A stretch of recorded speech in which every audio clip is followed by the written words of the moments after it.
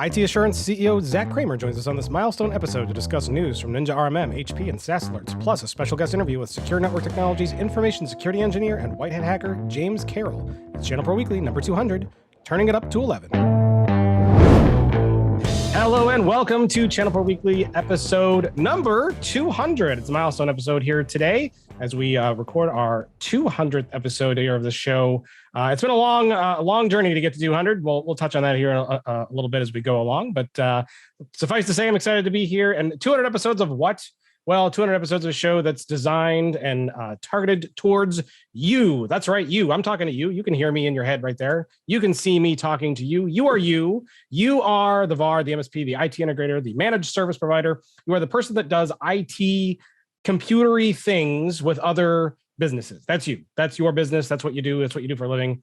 So if that kind of sounds like you, which it should, then you're in the right place. If you are a professional cat washer, I don't know if this is the right place for you, but you know what? You might learn something anyway. And actually, we're going to talk a lot about cybersecurity. We had an awesome interview later. So actually, this show really is for anybody because everybody will get something out of this. So whoever you are, welcome. And if you're new, welcome to you as well. Please welcome our guest. Not our guest host, I'm going to my co-host first. He is the man of the hour, the executive editor at ChannelPro. Please welcome Rich Freeman. Welcome, Rich. Well, thank you. Happy bicentennial. Happy bicentennial. Have you washed a cat lately, Rich? I have not, but then again, I didn't know until just now that I could make money doing that. So I need to think more seriously. I think we've learned that you can make money doing just about anything. And why not cat wash? It's a very dangerous profession, probably, especially if the cat still has its claws on it. But somebody's got to wash a cat, Rich. It might as well be you. I'm always looking for my next way to round up beer money. And that might be the ticket. It might be. Well, fun stuff. Rich, we're going to talk about episode 200 in a second, but we hear our guest giggling over there in the corner. So I'm really excited. We have an awesome guest today. He is the owner of IT Assurance, which has been working to challenge and double cross the establishment for 15 years. They revolutionized IT hiring and built an IT company where a majority of the team are women, people of color, and members of other groups typically shunned by the IT industry, and broke the mold for how to provide telephony services, built a new model that's fair to the customer and the company. Please welcome Zac Cramer. Welcome, Zac. Woo! Thank you. By the way, I am looking at my cat, and my cat is looking at me, and he's just like, "I dare you! I dare you to try to wash me." I'm not thinking it's worth it. I have you ever made the mistake of trying to wash your cat? Once in my life, and only once, and it will never be repeated. I have a very similar story. I was going to say I also have a cat. He's sitting over here on a box next to my desk, kind of snoozing at the moment because that's what he does best.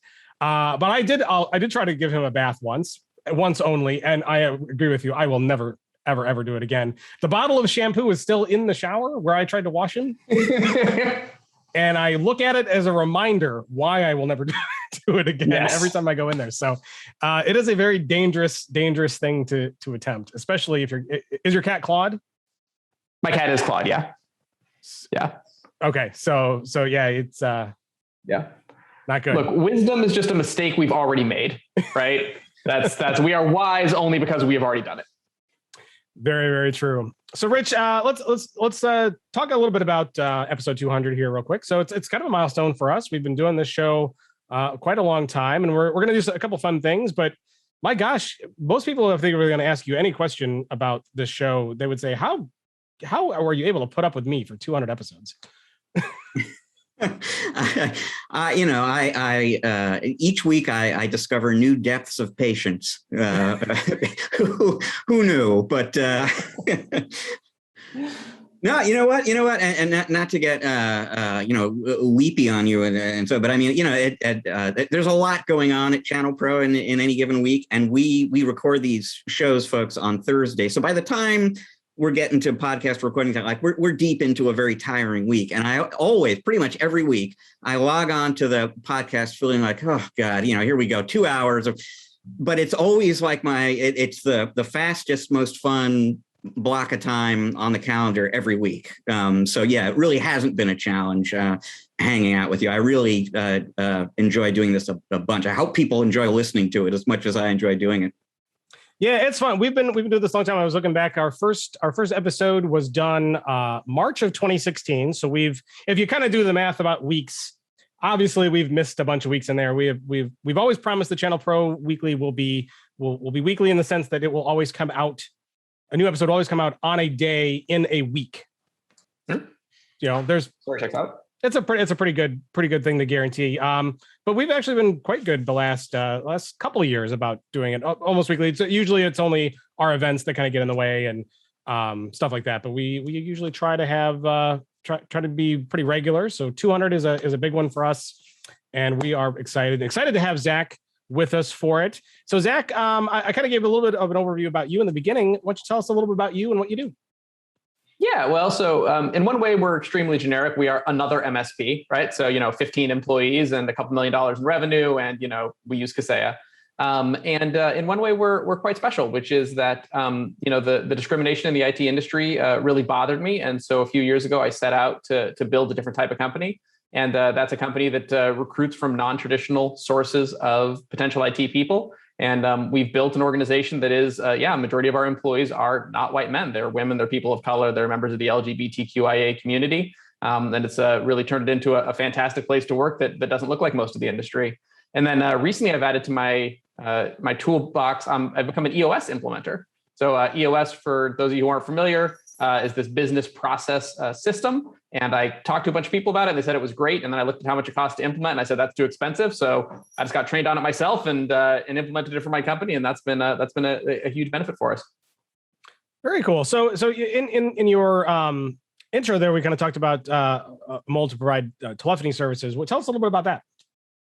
Oh, yeah. So we've been 3CX partners now for a number of years. For people who aren't familiar with 3CX, it's an IT company friendly phone system solution. And unlike a lot of the phone systems where, you're just getting a 10 or 15% cut of reselling somebody else's thing, 3CX is essentially a programming language for phone systems that IT companies can deploy to their customers. So that way we control it end to end. And I'll be honest with you, our profitability on phone systems and on communication systems radically exceeds our profitability on IT services.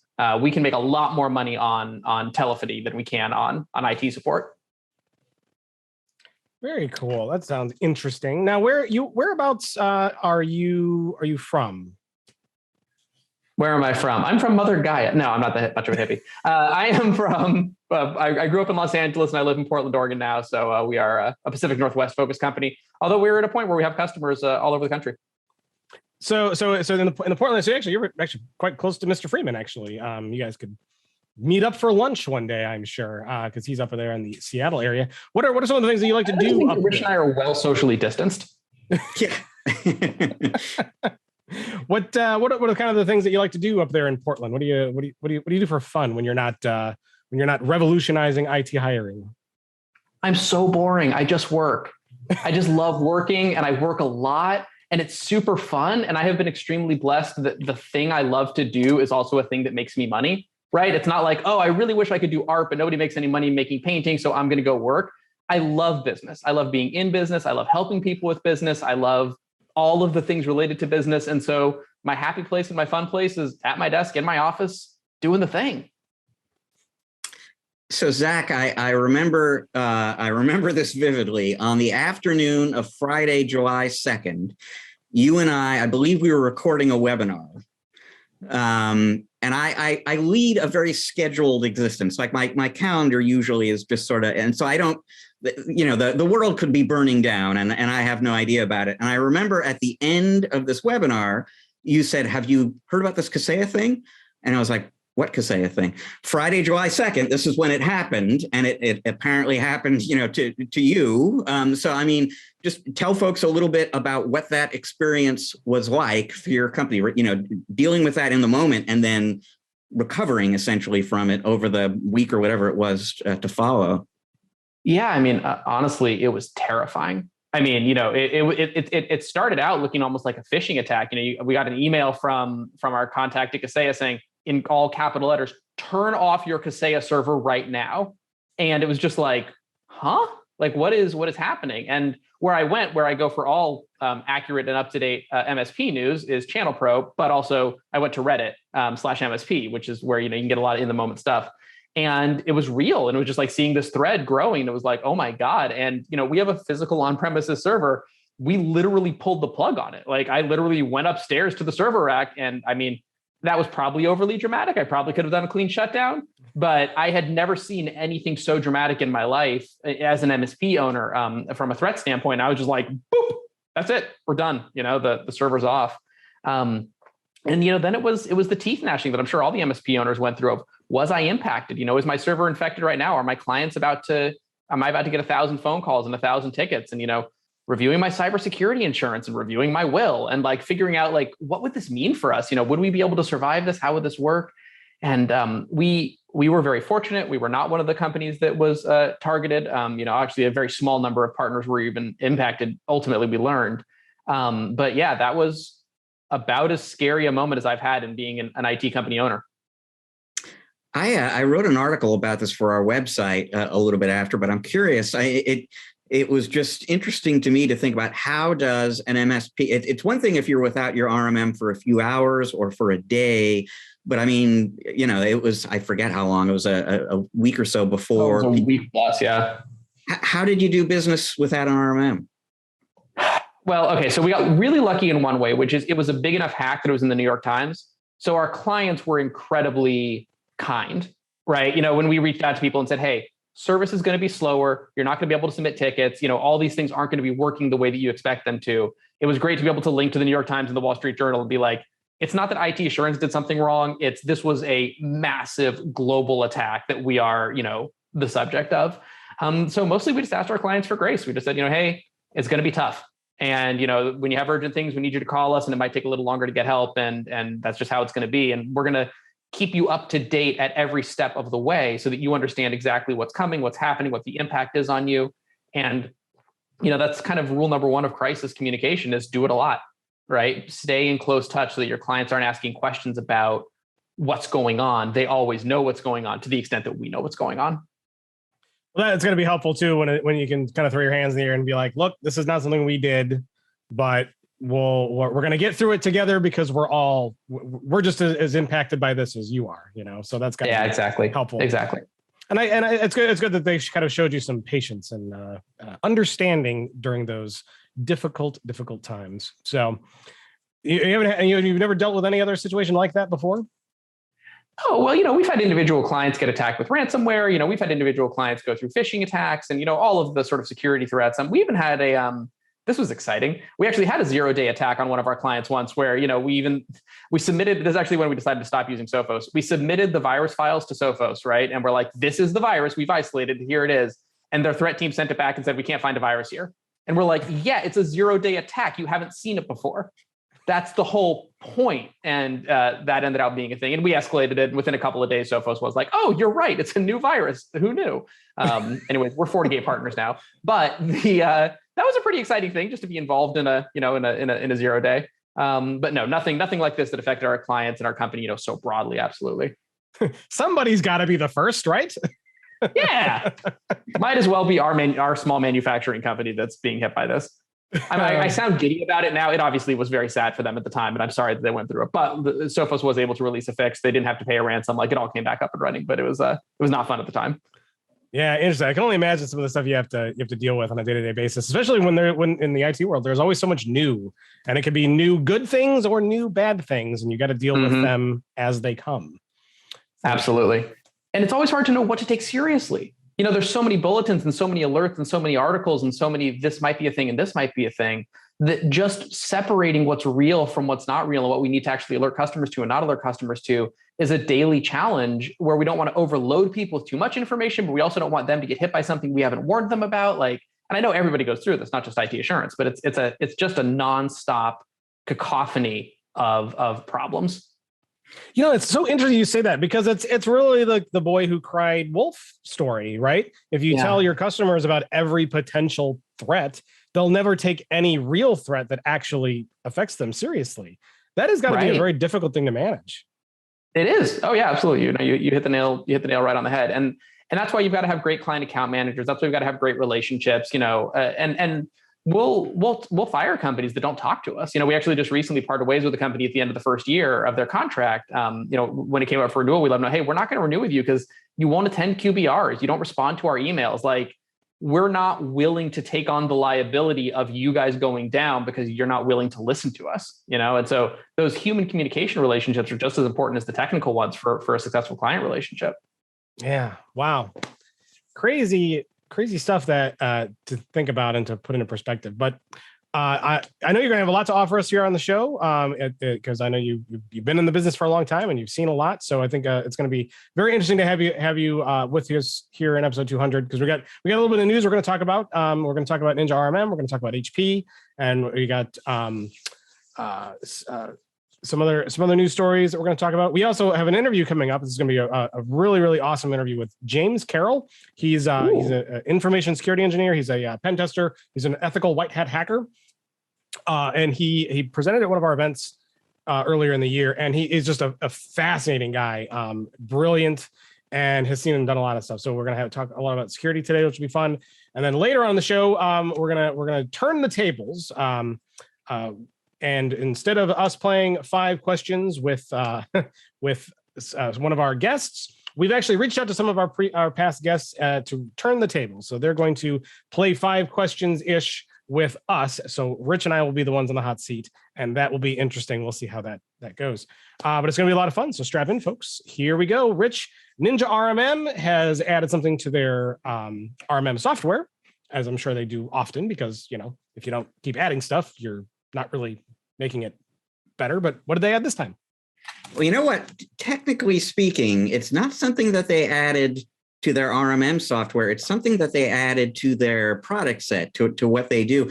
And NinjaRMM has kind of quietly, it's like they've been building this sort of stealth suite of managed services tools. So everyone is familiar with the ConnectWises and Kaseya's and Dattos that have these integrated suites of RMM and PSA and backup and security. RMM is right in the name for NinjaRMM. They have been, up until very recently, 100% focused on RMM software. The first version of their product came out late in 2015, and all they've really done up until last year is RMM. Last year, they came out with a backup product, and that was their first step beyond RMM. What they did this week is add a ticketing system to the platform. So ticketing, obviously a big part. This is not a full-blown PSA system, but the really kind of key part of what a PSA system does is ticketing. You can now get that from Ninja as well. And so they very much are, clearly now another one of these managed services suite players out there. In terms of what the ticketing system does, a lot of the functionality that I think people in the audience kind of expect from that sort of tool. I should say it's in beta right now. They're expecting it to go general, become generally available very late this year, early next year, perhaps. But there are various kinds of time and event-based triggers that you can set up on a ticket if you want to be reminded or remind a customer about something after a particular event happens or after a certain interval of time. You can do that kind of thing. Obviously, tickets are very closely integrated with the device records, so you can go back and forth and correlate that way. There is a self-service ticketing portal. A lot of RMM tools or PSA systems rather have that these days, but there is a self-serve tool that the end user can use to create tickets, check status, mark a ticket as resolved, something like that. You can create a different ticket workflows, excuse me. So if you want to have a particular prioritization workflow for tickets that involve the owner or the CEO of one of your clients, you can do that as an example.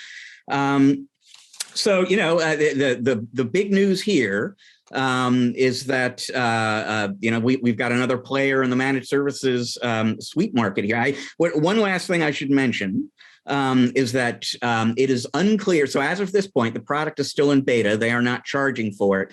They haven't actually decided whether or not they are going to charge for it, and if they do, how much. That is something that they're going to work out between now and whenever the full-blown release happens.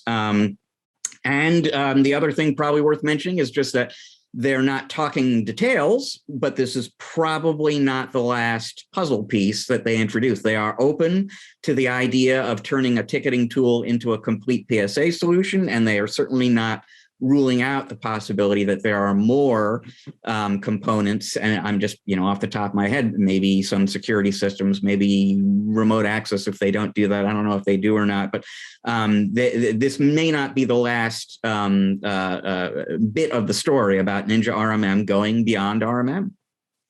So I don't see why they would write a ticketing solution and then not eventually evolve it into a PSA. That seems like that's a no-brainer, right?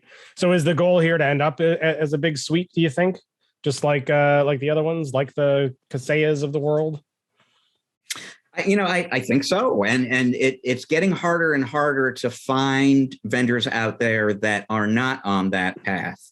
And other companies that sort of come to mind, there's MSP 360, for example, and they started out more in backup, but they now are building out a suite. There are smaller companies like Pulseway and Atera that have suites. There are some companies out there that just do RMM or just do PSA, but it feels like there are fewer and fewer of them. And I think the companies that are most serious about competing in this very valuable marketplace are increasingly of the mind that we need to at least offer people most of the different kinds of tools that we need, and the offer part is worth. This, Rich? Yep. Something I'm wondering here, which and I may not know because I started my company 15 years ago and I'm maybe just like old now. Is there room for someone else in this market? Like Kaseya is so big, ConnectWise is so big. Like, are people starting new MSPs now that need a different solution? It's a great question. And at our most recent hybrid event, in-person and online event, which was just a few weeks ago in Boston, I was talking with somebody from a startup called superops.ai. And this is a brand new player in the RMM PSA kind of space. And it was kind of what I was probing at a little bit with him is who do you see as your market? And in the case of that particular company, he said it was what he called a modern MSP. So newcomers to managed services who maybe have a different kind of experience or interface that they're used to from other parts of their life. And so they're looking for something that is a little bit newer. And so there are newcomers to managed services who need to go buy a tool, and they might be interested in a Ninja or a SuperOps or, and then I can think of two other cases where an MSP might want to switch. And this was one of the scenarios the SuperOps guy was talking about, is maybe they feel like they're paying for more RMM than they need today. Like the system provides more functionality than they use. Maybe I'll switch to this somewhat simpler, less expensive tool. And then the other thing that I've run into, which I don't know what I think about it exactly, but now and again, when you hear about one of these big managed services tool makers getting bought by a private equity company, for example, there are MSPs who are like, I'm out. It's like, I don't want to stick around and see what happens now. I'm going to something else, smaller. So there are newcomers to the market, and there are people who decide they're looking for something different than what Kaseya Datto ConnectWise offers. But it's got to be a tough space to break into, given how deep the pockets are of these incumbent companies that are out there with big suites. Yeah.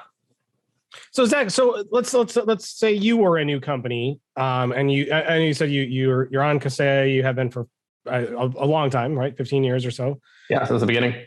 Does it do too much? Like, if you were coming in now, would you want something that's a little easier or simpler, or would you want something more established? It's just vendor lock, right? So like Kaseya is fine, right? It's totally adequate. I don't like the company, right? And I'm sure maybe somebody over there is going to listen to me and send me an Instagram after this, but like, I don't like the company. I don't like the people that I work with all that much. Their support is terrible, but it's just never the biggest fire, right? Changing the RMM platform is such a huge deal. And as compared to the other things that are going on in the company, it never rises to the top of like, this is what we need to be focused on right now. It's always like, this is good enough. Anything else is going to have similar problems, similar but different.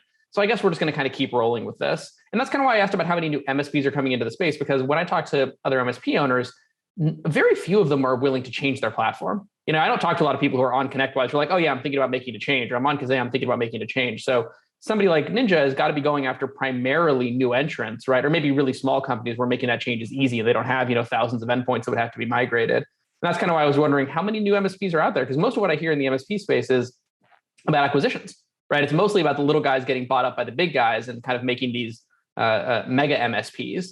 And I just don't meet a lot of people who are like, oh yeah, I just started my MSP. I'm just branching out on my own and getting it going now. Yeah, that's a great point. There is so much consolidation, not only on the vendor side, but also on the MSP side. It seems like it would be difficult to come out with a new tool to target new MSPs when they're just not appearing. Yeah, but at the same time, you look at it and you're like, well, then what is Ninja supposed to do? Just like roll over on their bellies and die, right? Like, look, they've got a product, they've got customers. Those customers, want features. Like, obviously, they need to try to succeed, and this is clearly the smart decision. How are you going to try to succeed? Well, you're going to try to compete with the bigger, more established players by adding in the feature sets that they have. So, I mean, it's the logical move for them, certainly. I don't think it's a bad choice. Well, and you don't have to roll over on your belly to die. I mean, you could just lay on your back. It's just as easy. I'm sure that came up in the conference room. When COVID started, I got to be completely honest with you. A lot of them were just like, what the F are we doing? And how are we going to survive this thing? Yeah, interesting. Well, I mean, we'll have to see what NinjaRMM does, because they're not alone. There are other companies branching and building out their tools, maybe to compete with the bigger ones. Maybe they'll find their niche, just saying like, you know what, we don't need to go all the way to Kaseya, Autotask, ConnectWise levels of complexity. Like maybe we can be something smaller and simpler that serves the needs of the vast majority of users without getting into the crazy stuff. So certainly possible. We'll just have to see how they go. But in the meantime, HP is also doing some stuff, Rich. They've got some collaborative customer intelligence stuff. And it sounds interesting. Tell us about it. It is. And I mean, we probably won't spend a ton of time on this, but I definitely wanted to include it in the show because it kind of closes the loop on something that we talked about a long while ago now on the program. So July 2020, HP announces that they are replacing their Partner First partner program with a brand new, completely new partner program called Amplify. And Amplify was interesting in a lot of different ways. In fact, HP was on our All-Stars list for 2020 as a company that had done something of significant impact in the channel because of this Amplify program, which interesting thing for a hardware maker. They built the program around solutions as opposed to products, and they incentivized the members to offer solutions as opposed to just sell products. And then a number of other really interesting things about Amplify that we could talk about. But one of the interesting things that they announced back in July 2020 was that they were going to ask their partners, the members of Amplify, to share data with HP about sales data and customer data and so on. And the partners who shared their data with HP would then get essentially data in return from HP that the partner might not have access to.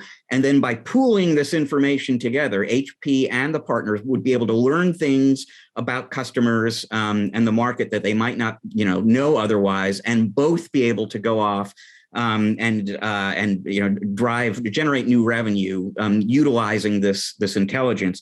And one of the questions we asked on the podcast, if I remember right, is I wonder how many partners will do that. Because it's not a small ask. Give us your most sensitive information and we'll help you go to work with it and do valuable things with it. We got an answer to that question this week. So first of all, what HP was doing, and July is when they said we've got a new partner program coming. November 2020 is when that program goes into existence. And this week is when the customer intelligence tool that combines the partner data and HP data plus additional data that HP has gone out and purchased from analysts and other sources. That tool is now available to partners. And so the question was, who's going to share their innermost secrets, data-wise with HP? Answer: 98% of the partners who signed up for Amplify went ahead and did that. Now, there was a press briefing earlier this week where they shared that number. They didn't go into any detail on this. Reading the body language, you got the impression that it wasn't like 12 hours after we asked partners to share their data, they all signed up. I think it was a process to kind of talk partners through why we want you to do this and how you will benefit from doing this and how your security will not be compromised if you do this, and we will not go direct to your customers or share this data with partners and so on. But I mean, pretty impressive figure. They got 98% of partners on board, and those partners now have access to a tool that provides three kinds of customer intelligence or intelligence insights. And one is what HP is calling descriptive insights, which is just basically insights that allow you to measure how your company is performing and how it's performing in relation to anonymous peers. Predictive insights, which is information that you can use to anticipate customer needs before the customer even knows they need that. So predictive analytics, essentially. And then prescriptive insights, which are basically upsell or cross-sell opportunities, marketing campaigns that maybe you're not conducting but could be, and that they have reason to believe from this database would be successful for you. So the tool that HP was promising is now available, and pretty much everybody in the Amplify program has access to it right now. Really, the only requirement to gain access to this tool is you have to meet the data quality guidelines of some kind that HP has established. But if you're providing quality data, you can now use this tool. So let me turn it over to Zac. Are you an HP partner? I'm not an HP partner. Okay. If you were an HP partner and part of the Amplify partner program, would this excite you? Not at all. I don't even understand it, if I'm being completely honest with you. It's and this is something that happens so often in the channel, is these megalithic corporations spend a lot of money on marketing and buzzwords and terminology, and they just don't think about how little time MSP executives have to parse this stuff, right? Where it's like, if I got an email about this, I'd look at it for about 3 seconds and be like, I don't know what this is, but I do know that on the other line is one of my customers who's yelling because we screwed up one of their tickets. So I'm going to go take that call and I'm going to delete this email. So, I mean, I for members who are members of the Amplify program, I hope it's super useful and super helpful and that they get great data out of it. But to me, it just sounds like another one of those ones where I'm like, I don't know what this is. And if I don't know what it is, I'm putting it in the circular file and moving on with my life. That I was kind of getting that impression when I was hearing about it too. It seems like it's a lot. But who would have the time, Rich, to look into some of those insights, and how useful are those insights going to actually be? Yeah, well, that's a harder question. I mean, the quality of the data that comes out is a harder question to answer. The tool is brand new, so we'll kind of know, from HP partners. So, I mean, a couple of things. So, first of all, HP, I think, is fully anticipating that kind of response. So they're doing two things basically to facilitate this rollout. And one is they're providing all sorts of self-serve on. So if you've already decided I want to take advantage of this tool, there's all sorts of self-serve training stuff you can get to kind of learn how to use it and so on. But they're also having their partner account managers kind of reach out by phone or Zoom or whatever to the partners and talk them through that a little bit, so that it isn't just an email that showed up in the inbox and it's like, I don't understand. I think they're going to try to handhold people a little bit and get them to try it out and see if it's helpful. And the other thing I would say is I'm just guessing here, but I'm guessing the partners that are likeliest to use this are probably on the larger size. Like if you've gotten to the point that the company is run by somebody who doesn't have to get too wrapped up in the day-to-day, And so they're thinking a little bit more, because there are lots of MSPs out there who just love the kind of data that you can get from a Paul Dipple or a Gary Pica, or I mean, there are people out there who are hungry for that kind of information. And there are companies with sophisticated kind of marketing operations who that you would probably like the predictive insights here. Oh, that's what I should be selling. But those tend to be probably larger companies. So that's just a guess on my part. So is in this Amplify program, do you have to be at a particular level in order to use this tool? I don't think so. I would have to go back. I mean, if I remember right, there are only 2 levels in this program. And the entry level is sort of where they're isolating the people who really want to continue doing business transactionally, and their primary focus is around selling boxes and so on. So it would be interesting to know actually what percentage of the program is in that tier versus the other tier. But I think pretty much everybody is going to be eligible for this. Okay. In a program called Amplify, what are the tiers? What are the levels named? Oh gosh, I can't remember, Matt. That's July 2020. I would have to go back to my story. So I think it'd be fun if you named the levels after, sound pressure. I think sound pressure levels. I think Amplify. So things of like the tiers could be the low tier could be car, and then the higher next level up is jet engine, right? And then what other fun levels could there be? Zach, if you were going to name amplified levels, what would the tiers? If I was going to name amplify levels, okay, well, the top has got to be turning it up to 11, right? We got to have our spinal tap level. That's where we're going to go. I think I would do animal based, and maybe we're on a cat theme today, but I'm just maybe the bottom is mouse squeak, and then somewhere in the middle is cat meow, and then above that we've got dog bark, and then turning it up to 11. That's what I'm doing. So we go cats to dogs, all the way to spinal tap. Yeah, that seems like the most reasonable thing. I don't know. You can put an elephant in there somewhere if you want it. Always got to have an elephant in there somewhere, or animal noises. We need more partner programs, Rich, that are tiered after animal noise based. I mean, they always say, "Where's the elephant in the room?" or "He's the elephant in the room," or whatever. There's always an elephant somewhere, right? The elephant is in the room.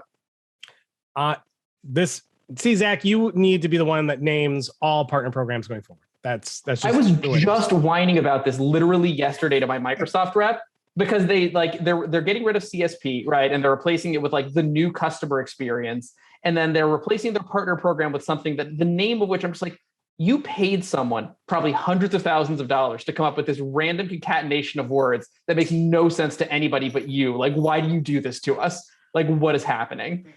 I think Microsoft employs a whole team to come up with nonsensical words and terms to name their stuff. Yeah, I deeply believe that that's true in my soul. Yeah, their title would be the Microsoft gibberish executive or something like that. It's not a bad C-level. I can see that. Yeah. Yeah, I used to work tangentially when I was at Microsoft many, many years ago. I had some contact with the people who do, in a situation like this, there is a team that will go off and work with vendors and come up with a menu of names. And then there's this whole sort of name selection. I had some exposure to that process, actually. Well, can you tell us, how does this happen? How do these abominations come out into the world? And I don't think I'm revealing a trade secret here. I will give you some real inside baseball here and hope that I don't get, sued or whatever. So this is 100% true. So when Microsoft was developing .NET, there was this very small circle of people within the company who knew anything about this platform, this technology. But there were a few people from the marketing side of the house who were assigned with coming up a name for this within Microsoft. It was called Next Generation Windows Services, NGWS, but they needed a name for it. And so they went out to some, branding company in Manhattan and paid probably an enormous amount of money for these people to go out and consider different, options and so on. And a big evaluation process. The winner, the name for NGWS was going to be Wings, Microsoft Wings. And then there's a presentation to this very small circle of people inside the company who are actually responsible for rolling this thing out, which included Bill Gates and Steve Ballmer. And as I understand it, I was not in the room, but as I understand it, at the end of this presentation, Ballmer was like, I don't like it. Let's call it .NET. And that's where the name came from.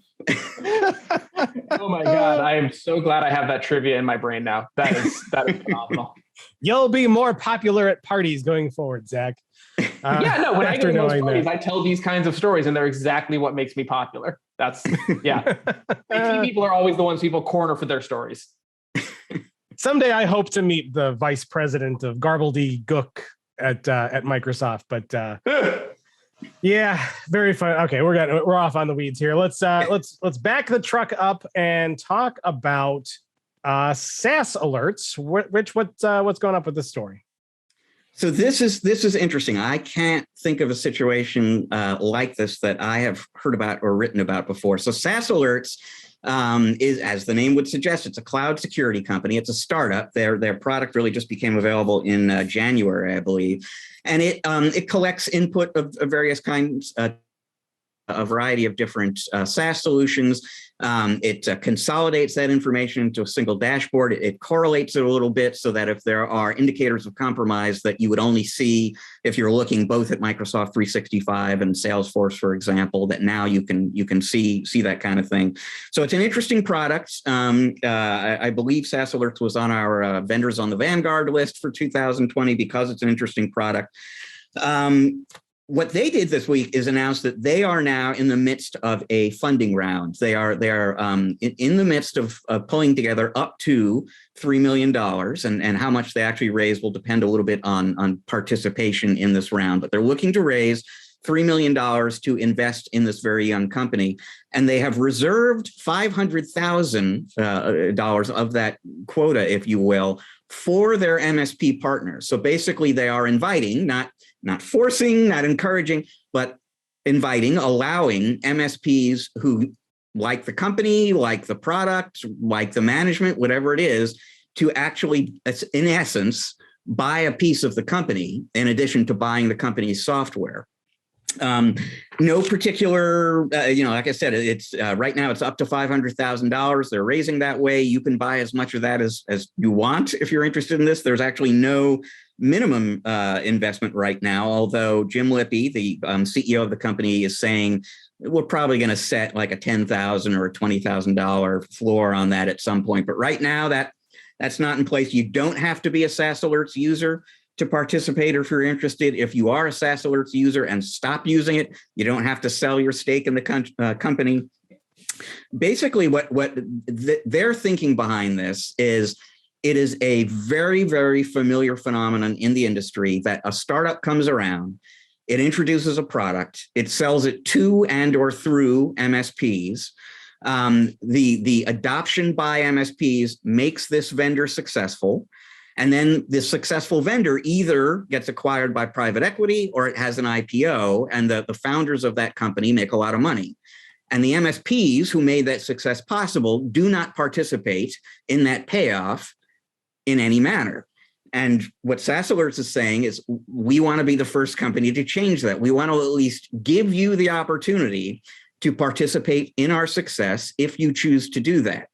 And it's just an interesting thing because it's very common, very familiar for vendors to invest in MSP success and to have partner success teams and to create resources and so on. If you partner with MSPs, you want them to be successful so that you're successful too.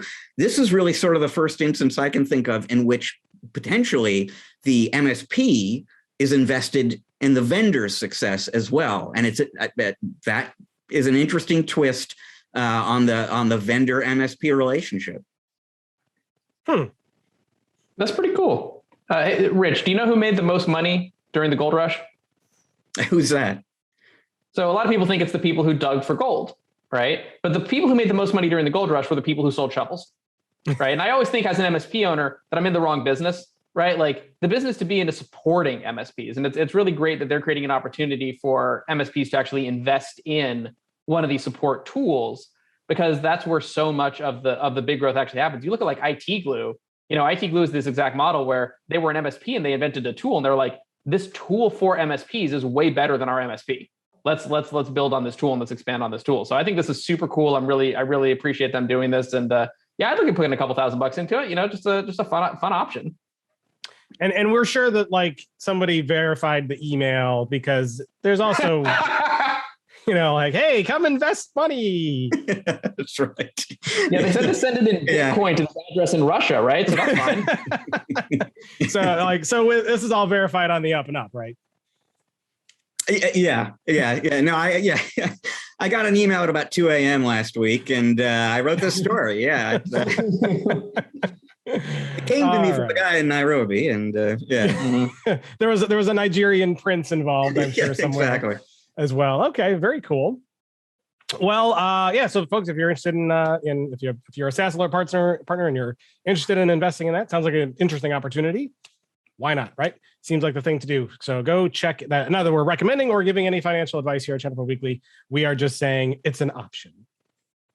You can look at it. That's all. We're not responsible for anything else. Putting our hands up. Okay. You have to give the full disclaimer now. While we're at it. What's that? Can you just give me some binding legal advice just while we're at it on the show? If you could just tell me contracts now. Okay.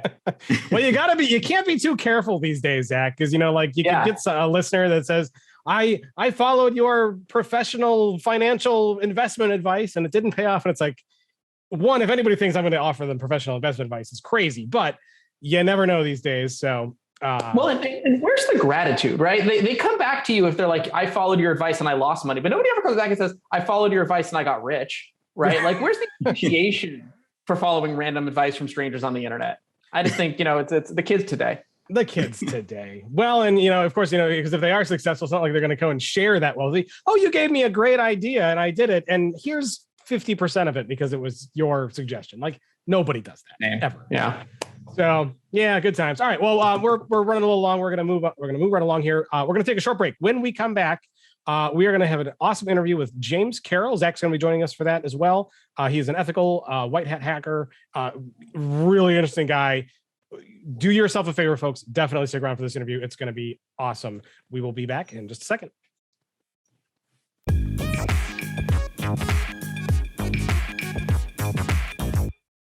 And welcome back to part 2 of ChannelPro Weekly.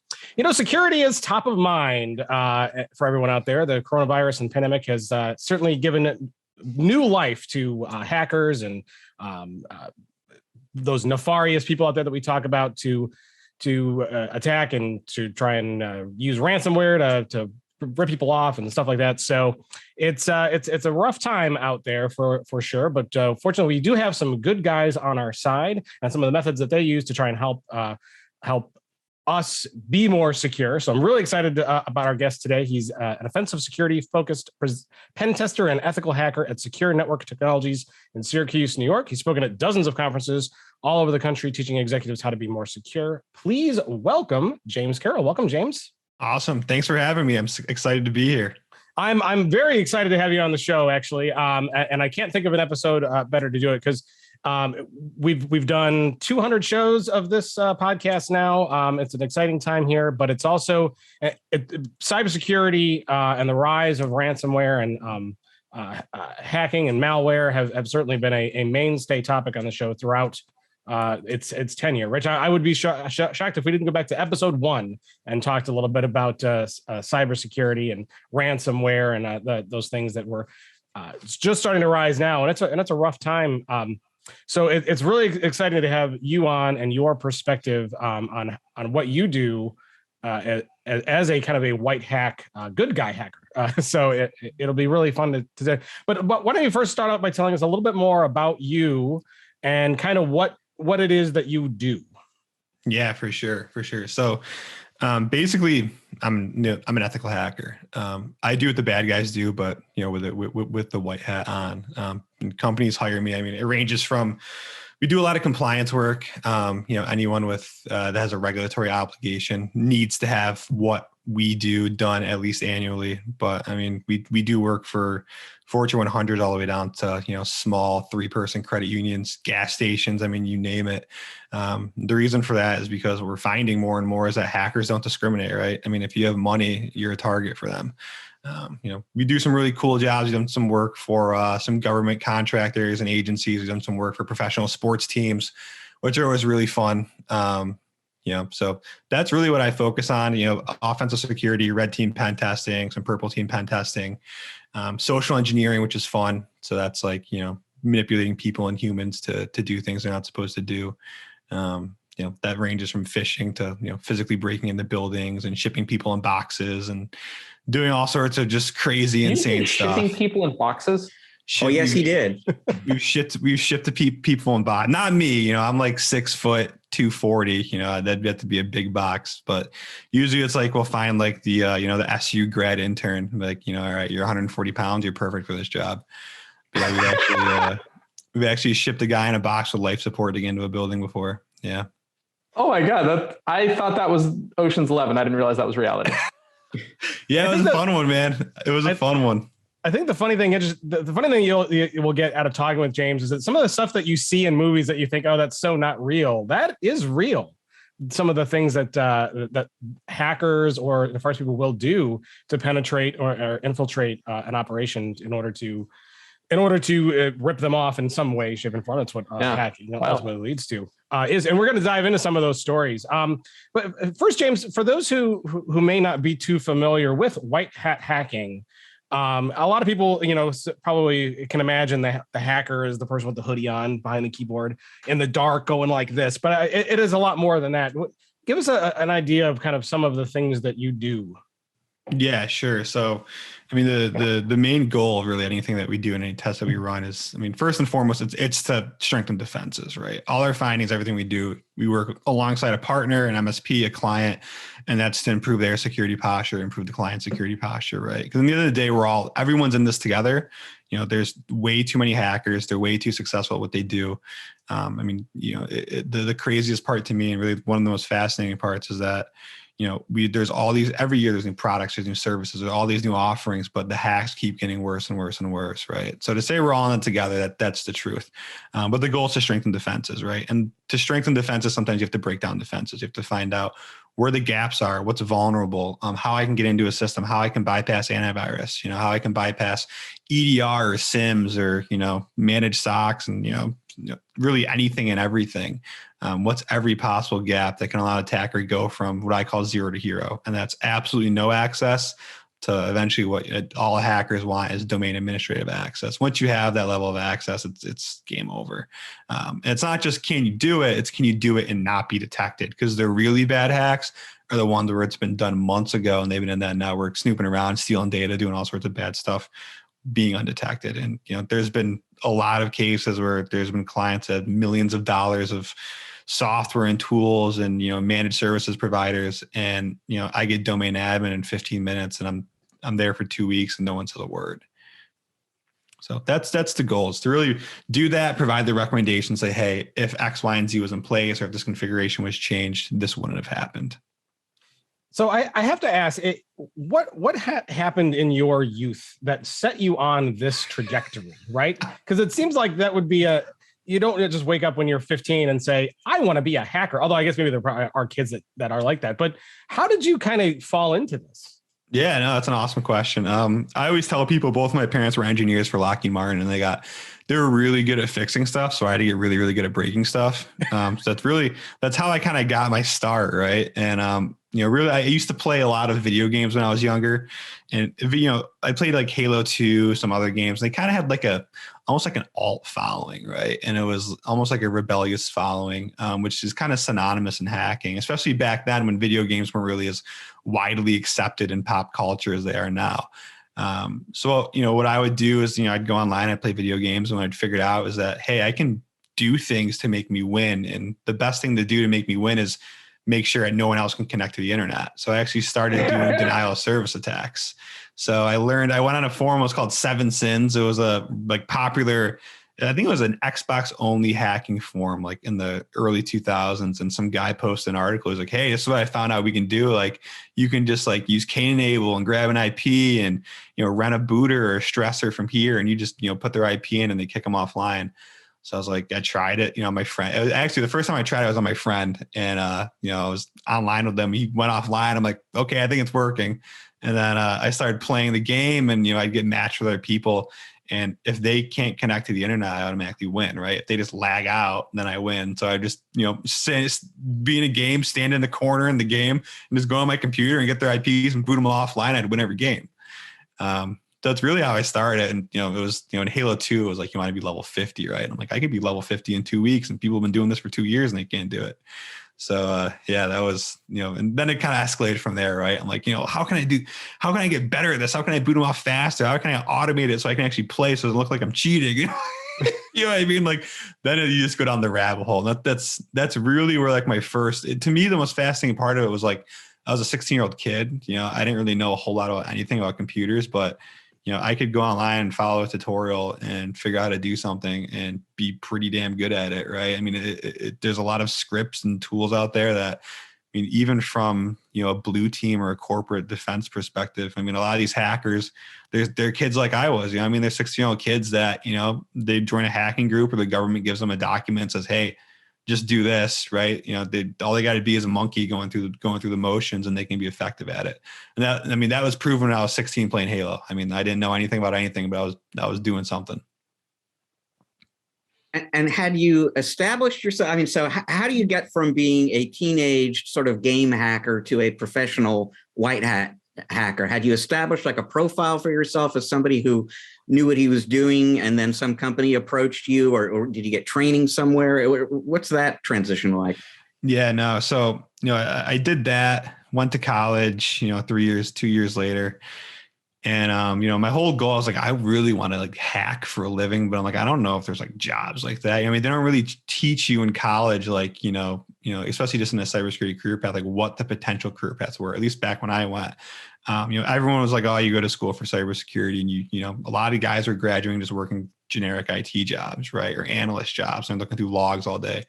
I'm like, man, it'd be cool to be a hacker. And then some guy actually came in, spoke in our class, and he's like, yeah, what I do is penetration testing. He's talking about, I'm like, that's what I want to do. Like that, like I didn't even know what it was. I'm like, whatever you just said, whatever that job description was, that's what I want to do for a living. So I graduated college, started looking for jobs, and actually started on with this firm in Boston. Kind of got my bearings there, and then joined Secure Network a couple of years after that, which is about 6 years ago now. But a lot of this stuff, they don't teach you like how to hack in college, right? There's no classes. Now there actually are pen testing classes, and I'm in an advisory role for a lot of these universities to help build those classes up and get people prepared for these kind of jobs. But they didn't teach that, and I think a lot of it was liability, right? It's like, hey, we can't teach people how to hack in college, and even I do work for colleges, and they're like, yeah, there's pen testing class, and we find is that the students in there try to actually hack our systems once they learn stuff, So it's funny how that works, but no, it's it's self-trained. Went through some certifications, read a lot of research from a lot of other guys out there, and that's one of the beautiful things about what we do is it's such a great community of researchers and hackers and pen testers because, like I said, we're all in it together, and they all, it's an open knowledge share. You can go on GitHub, you can go on Reddit, you can go on, Slack or Discord channels, and everyone's so open with their research and what they're doing because, we're all in it for the same thing, right? We want to stop the hackers, but a lot of self-trained hackers out there. But now, it's really exciting and really rewarding to see that there's a lot of colleges and certification paths where they'll train you from, not really knowing anything about IT all the way to being a really successful penetration tester and auditor. So I want to circle back to something here because Zac had exactly the reaction that I did. So you do a lot of public speaking. You spoke at one of our events, one of our cybersecurity online summit events, just about 6-8 weeks ago, something like that. And early on in that presentation, I remember you sort of alluded to the fact that you'd snuck a guy into a building in a box, and you didn't tell the story. You just kind of moved on. And I was like, wait a minute, did I hear that? Did he just say, And it wasn't until we were off the air after the presentation that I asked, what was that about? And it's a fascinating story. So you got to tell the story. And I ask you to do that partly because it's a great story and partly because I think it sets up one of the takeaways that I got from your presentation. But go ahead and tell folks what that was all about. Yeah, sure. No, it's definitely a fan favorite. Wherever I talk, there's people love it. So, yeah, it was an interesting job. I actually got hired by a company called Palantir, and I can talk about it because it was published in the newspaper in the Wall Street Journal. But Palantir hired us. That's a company founded by Peter Thiel, right? He was one of the guys who founded PayPal and a lot of really other successful businesses. And part of what Palantir did, they did a bunch of stuff, but part of what they did is they analyzed IEDs and explosives from Afghanistan and Iraq. So what would happen is, and what we found out, right, is they actually hired us to break into the building. But we did a reconnaissance. We actually sent a guy down there. He spent 2 weeks watching the building, people coming in and out. And what we determined is that it's going to be really hard to get in there because they're like a lot of the other Silicon Valley companies where the employees love working there and they basically live there, right? There's not a whole lot of people that come in and out. What we found, though, is that FedEx Custom Critical kept coming in and out, and they were delivering these they're like these metal machined boxes, and they had all these stickers on them. And, we're like, well, that's a big box. You can probably fit a person in that box. So what we did is we took pictures of the box, went back to Syracuse, went to a machine shop, had a guy machine a box that looked just like it, had stickers made that looked just like the stickers that they had on it. And, we're thinking like, well, how do we ship a guy to bring him to FedEx down there? So you don't have to go cross country. Like, what are we going to do? And what we figured out was instead of me shipping a guy in a box, let's just pretend like we're FedEx and deliver the guy. Right. So what we did is we rented a big van. We had all the FedEx logos made up, put FedEx Custom Critical on the side. We bought on eBay, believe it or not, you can buy a lot of this stuff on eBay, FedEx uniforms, FedEx badges. We bought that little Motorola thing you signed for, one of those things. We're just going to roll up as FedEx and deliver this guy in a box. So that's exactly what we did. We had a fake FedEx truck, went up in there, carried the guy out in the box. The guy in the box had life support and a periscope. So he actually had an oxygen tank with a mask. And then the top of the box was a periscope so he could actually pop out and look around and see, because the goal was to get into the network. So we had to make sure wherever he was, which we weren't entirely sure where he'd end up in that building, he could get out, right? And then potentially, then plug into the network. And we didn't, the worst thing is if they put him on the bottom of all these other boxes, right? Because he wouldn't be able to get out. So we had to factor in all these other things.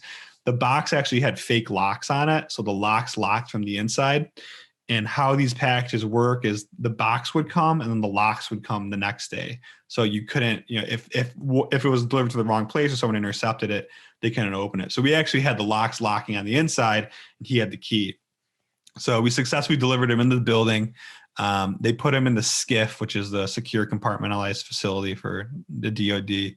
And late that night, he actually took the key, unlocked the lock, popped out, got into the network, and that was the way we got into Palantir. Yeah.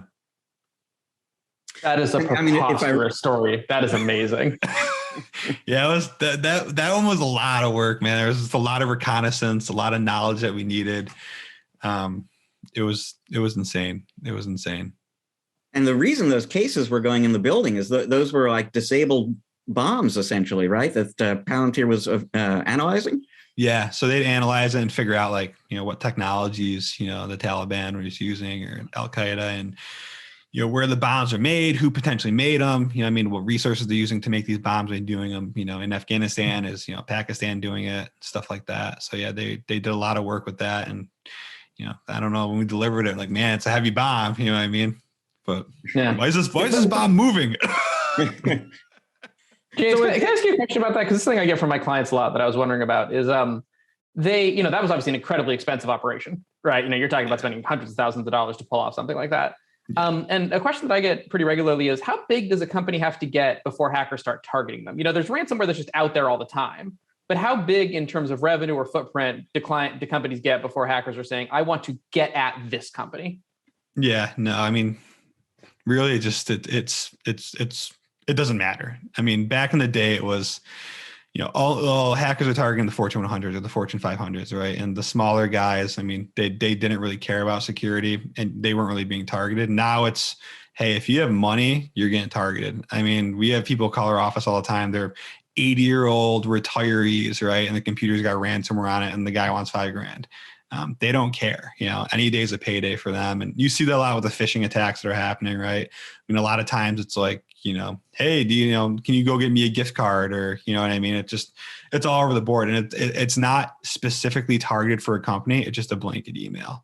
But, as far as how big you are, I mean, we've done incident response for 5-person credit unions all the way to Fortune 10 companies. I mean, so there's no size threshold where you're safe anymore. It's not like, oh, I only have a 10-person company, I don't need to worry about it.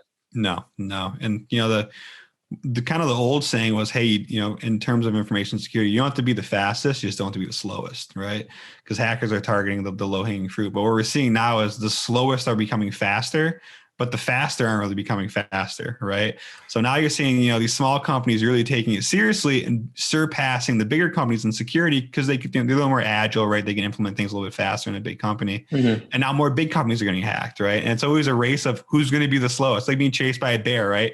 You don't want to be the slowest, that we live that every day from just based on what we do.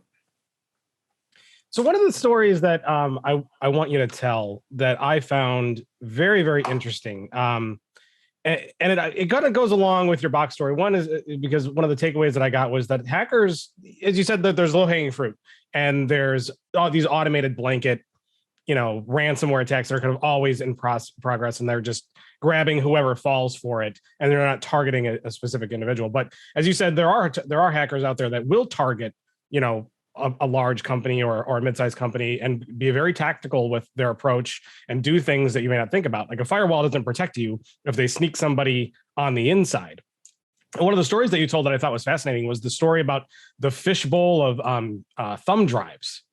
And you wouldn't normally think that would be a vector for attack, but tell that story and what ended up happening. Yeah, for sure. Yeah, no. And this kind of goes with the, sometimes I always say, I'm like, hey, what's the best way around a firewall? It's like, you walk around it, right? You just walk in the building. It's the best way around the firewall. Literally the easiest way around the firewall is you walk right by it. But yeah, no, this was a job we got hired for, and it was an interesting job, and we don't do a whole lot of this, but it's more of a capture the flag type thing where it's like, hey, get access to data, get access to the network. We don't care how you do it. And, this client actually paid us based on milestones, right? So it's like, hey, it's X amount of hours for a base effort. If you do this, it's X. If you do this, it's Y. You know what I mean? Which is really fun.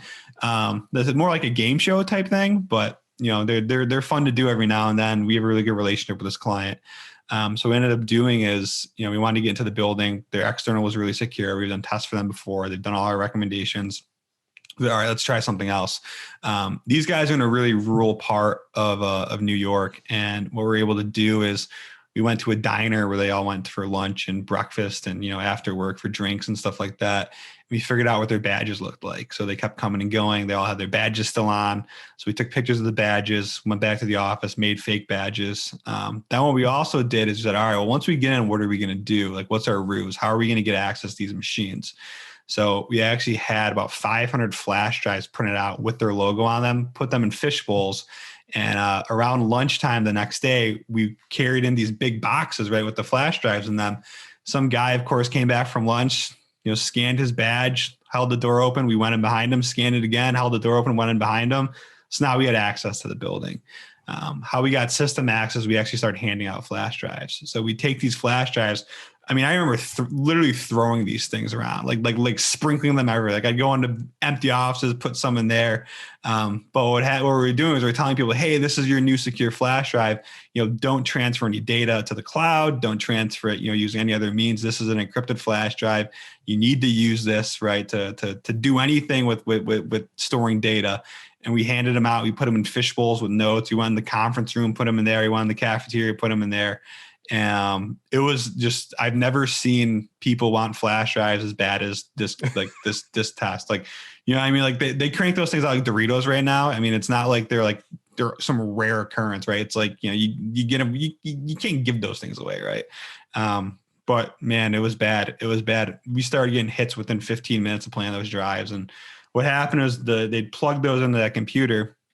That would run a script. It was a benign script, and it would actually call back to us and tell us someone plugged it in, what the user was, where they're located, things like that. The one thing we didn't really factor in this equation was the fact that these flash drives could potentially make it out of the facility. And what happened was we saw people plugging them at home, giving them to family members, plugging those in. The worst thing that happened was we had the company's marketing department saw a fishbowl. I was like, hey, we got a conference in Vegas like next week. We're exhibiting. Let's bring them as a giveaway. So they actually brought a bowl of flash drives to Vegas, started handing them out at the expo. And this was like a month later. And I'm sitting there and I'm seeing all these hits on our vlogs from Vegas. So I called my contact, I'm like, hey, dude, like, it was bad. I'm like, do you have guys in Vegas? Like, no, why? I'm like, I'm getting all these hits from like Caesar's Palace. All these hotels in Vegas. God. And they called me up. He's like, yeah, marketing took them and they handed them out to a bunch of people in Vegas. So yeah, luckily we had a little kill switch on there, and it was completely benign, but it was. But you can see how with something like that, I mean, you could have infected so many people.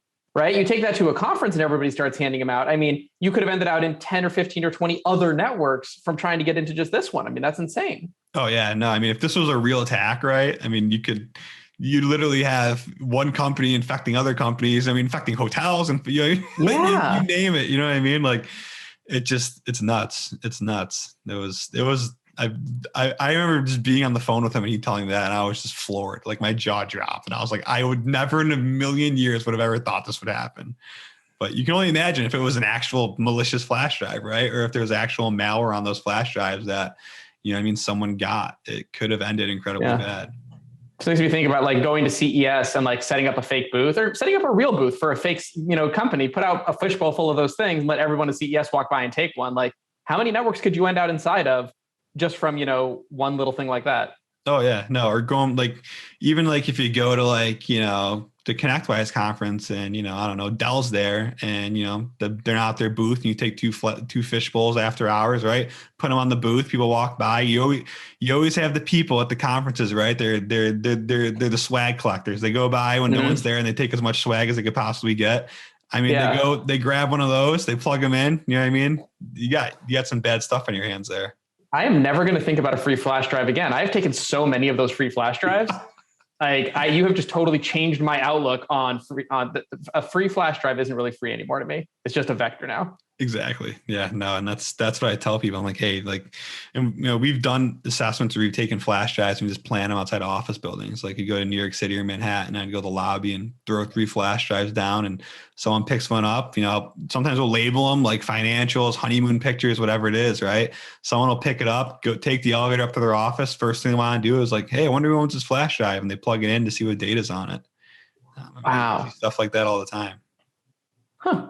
The common thread between that story and the Palantir story, and this is what Matt was getting at, and this is, this goes right to your point about walking around the firewall, is that, people think about hacking and they think about somebody sitting at a keyboard, trying to penetrate a company via the web or so on. But in both those cases, you literally got in physically through the front door. And that was what enabled you to execute the hack. And it just makes me wonder if we underestimate the importance of physical security as opposed to cyber security.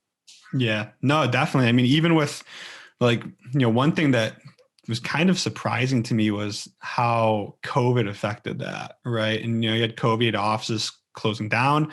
The main thing that was really good, and we've done a lot of physical assessments like that during COVID, is the masks, because people don't know who you are. If I walk in with a company polo and a mask on and there's 500 people that work there and, it's a critical service and people show up for work, people don't want to be rude and be like, hey, do you work here? Just because they don't recognize you with a mask on, and, think about facial recognition, like in the beginning of COVID, no one wanted to take the mask off. Right. And the facial recognition was just disabled. It's like, they can't, try using your iPhone with a mask on, it doesn't know who you are. You know what I mean?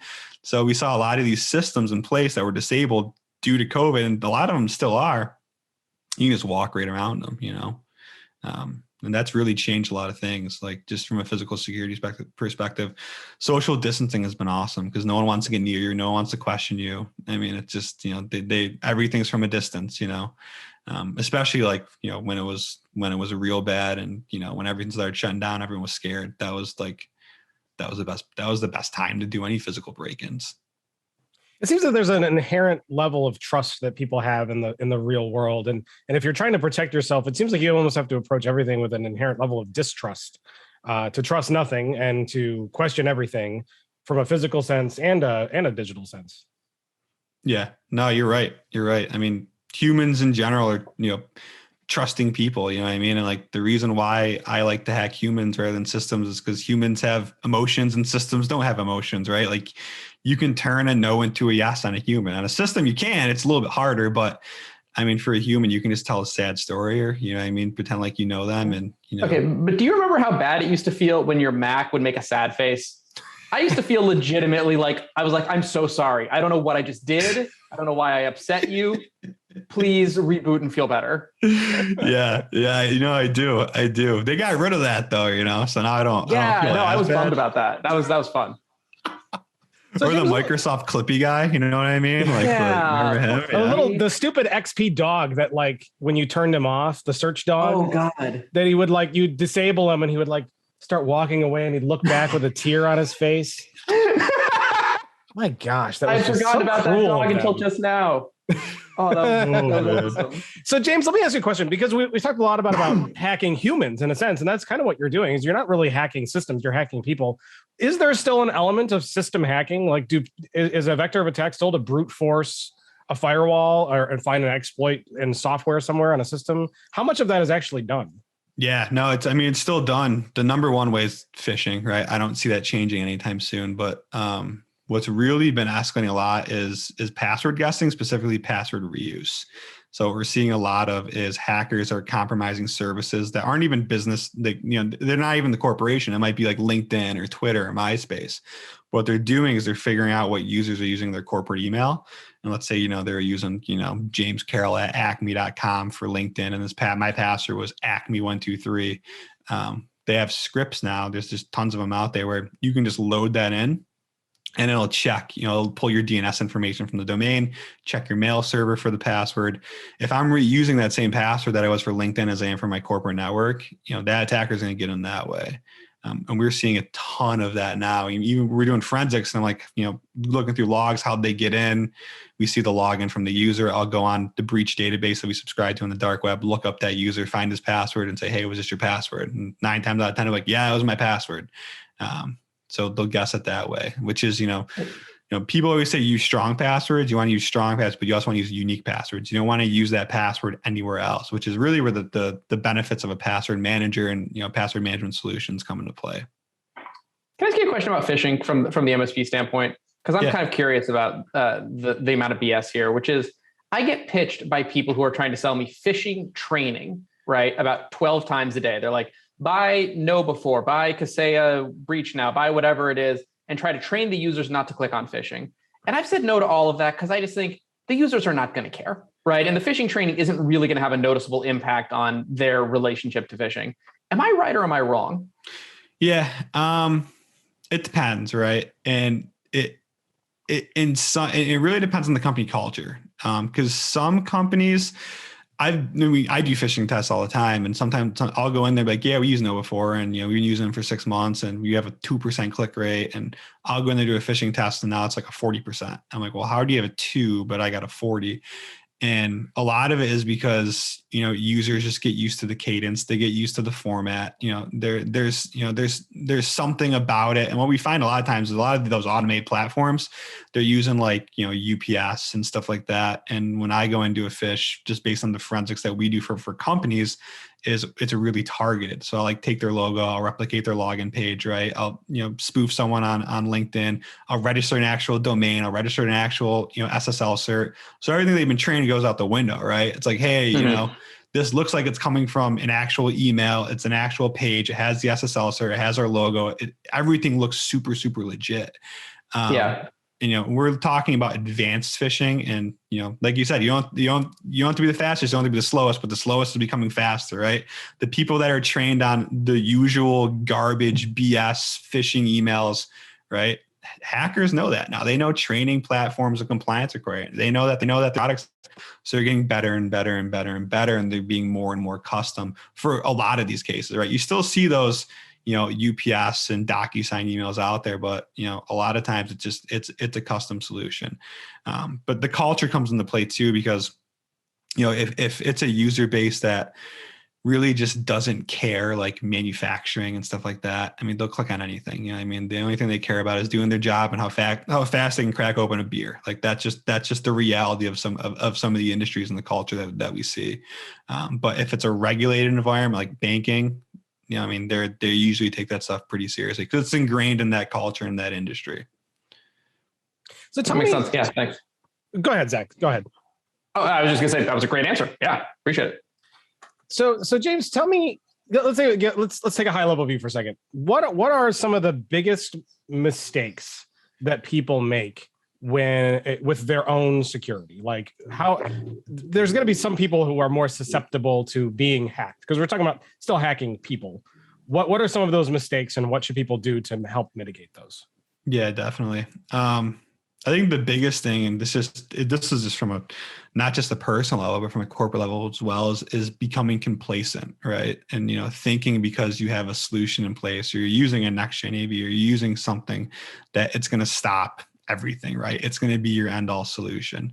And we see it all the time. I go into a place, I'm like, yeah, we just bought whatever Silence or Carbon Black or whatever it is, and we're safe. You don't have to worry about it. It's like, a lot of damage can be done without running a script on an endpoint, like logging into email and stealing data that way. I mean, people just don't realize that, how many different avenues of attack there are, like cloud services and stuff. Like your next-gen AV isn't going to do anything to protect your cloud service. It's not going to do anything to protect your webmail accounts. And there's so many different avenues, and you really need to just, figure out, have a plan, right? Where is your data being stored? What are you doing to protect that data in that storage medium?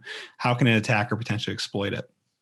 And just, I think people buy a solution, they become complacent.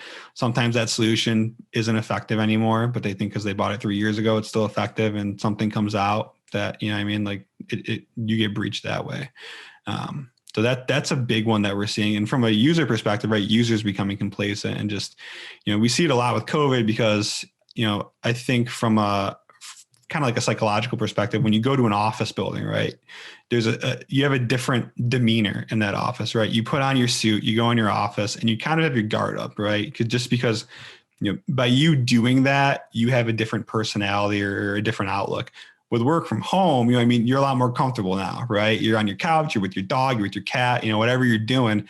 And you're more likely to click on a phishing email. You're more likely to do something you're not supposed to be doing because you're in your home environment and you're just a lot more comfortable in that environment. And we're seeing a lot of that. We're doing phishing tests, with work from home and COVID, where we're having way more success than we did the prior year when people, Let's say your story checks out. That's exactly what I'm talking about right there. It's definitely more comfortable. So for those who are listening, Zach just grabbed a golden fluffy kitty and brought him over to the camera. You did. So this is a podcast. I'm sorry. That cat is an enabler, though, for fish. That cat's an enabler for being breached. As cute as they are, right? But it's true. I've got data that we've done phishing now versus 2 years ago, and it's been way more successful. And the only thing that's changed is people are working remote. And you can't just, we've done engagements where we've done phishing assessments, and we'd have a guy in a cubicle scream to everyone else, "Hey, I just got this email, don't open it." Right? When you're working from home, you can't do that anymore, right? There's not that old school alerting system. I'll never forget, I had this one client in Boston, and they have a PA system throughout their whole office. Like every single office has this PA system. And we sent a phishing email, and this guy grabbed the phone for the PA system, stood up on the table and was screaming like, "Don't open that DocuSign email. It's a phish. It's bad. Don't do it." And it echoed throughout the entire office building. But to be fair, it worked because we only had like 3% of people click on it. But when you're working remote, right, you don't have that luxury anymore. That's awesome. I've taken a lot of the advice that you've given to heart, especially for some of the stuff that we heard at the event that we had where you presented. One of the things that I really wanted that really didn't hit me until you really went through it is the danger of social media and how it puts everybody at risk to hackers.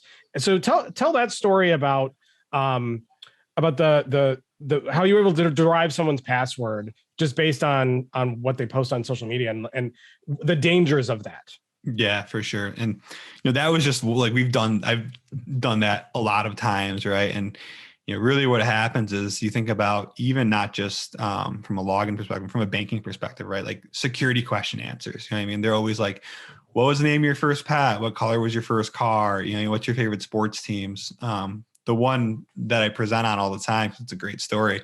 And it was really, I was just shocked at how fast I was able to do it. They're a company, they're using a password reset solution. And the password reset solution was, if you don't know the password, you answer 2 of 3 security questions. And I think the questions were like, what's your mother's maiden name? What's the color of your first car? No, it was what's the name of your favorite sports team? What was the color of your first car? And what's your pet's name?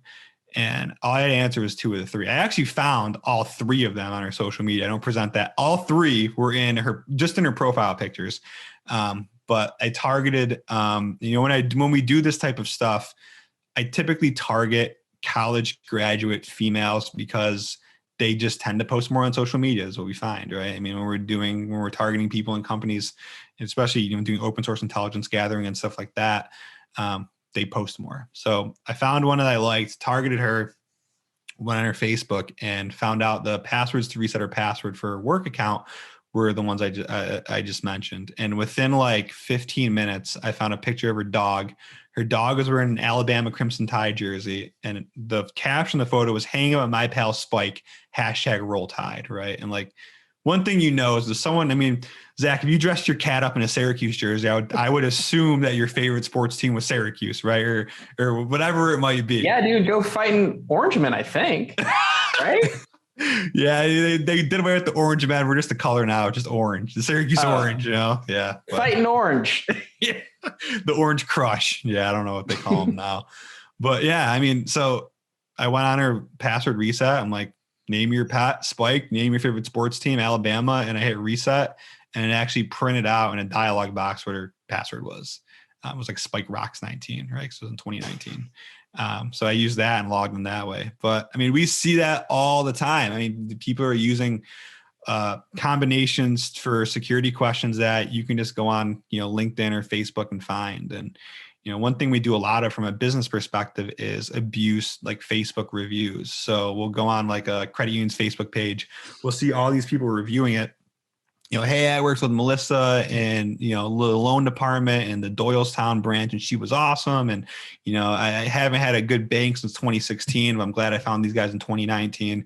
And it's like, dude, in that one review, you gave me so much good information about your account and who you work with there.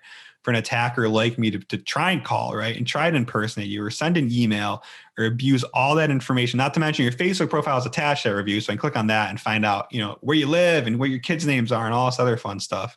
So, there's just so many dangers with social media.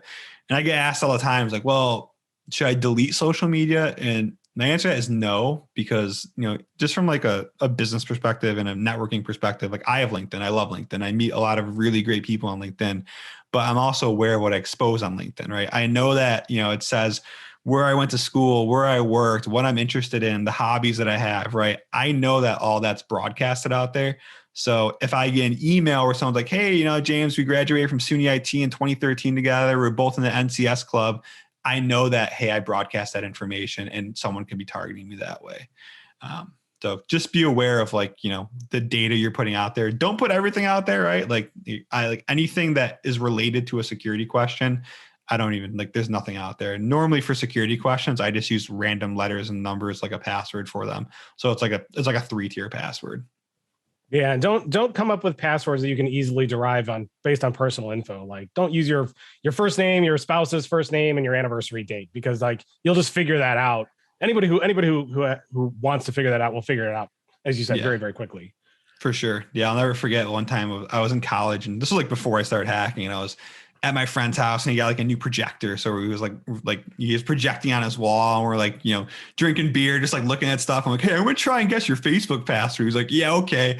So you logged out. I'm like, all right. And I knew you rode dirt bikes. I'm like, so what kind of dirt bike did you ride? He's like, a Yamaha. And I type in Yamaha. I'm like, what was your number when you raced dirt bikes? 154. So I typed Yamaha 154 and hit log in, and it logged in. And I literally felt like the smartest man in the world. Like I felt like I was like, my brain just exploded. His brain exploded. I was like, wow. But that's the kind of stuff we're talking about, right? It's like, I could go on his Facebook, look at his dirt bike pictures, figure out you rode a Yamaha and his number was 154, right? And anyone could have done that.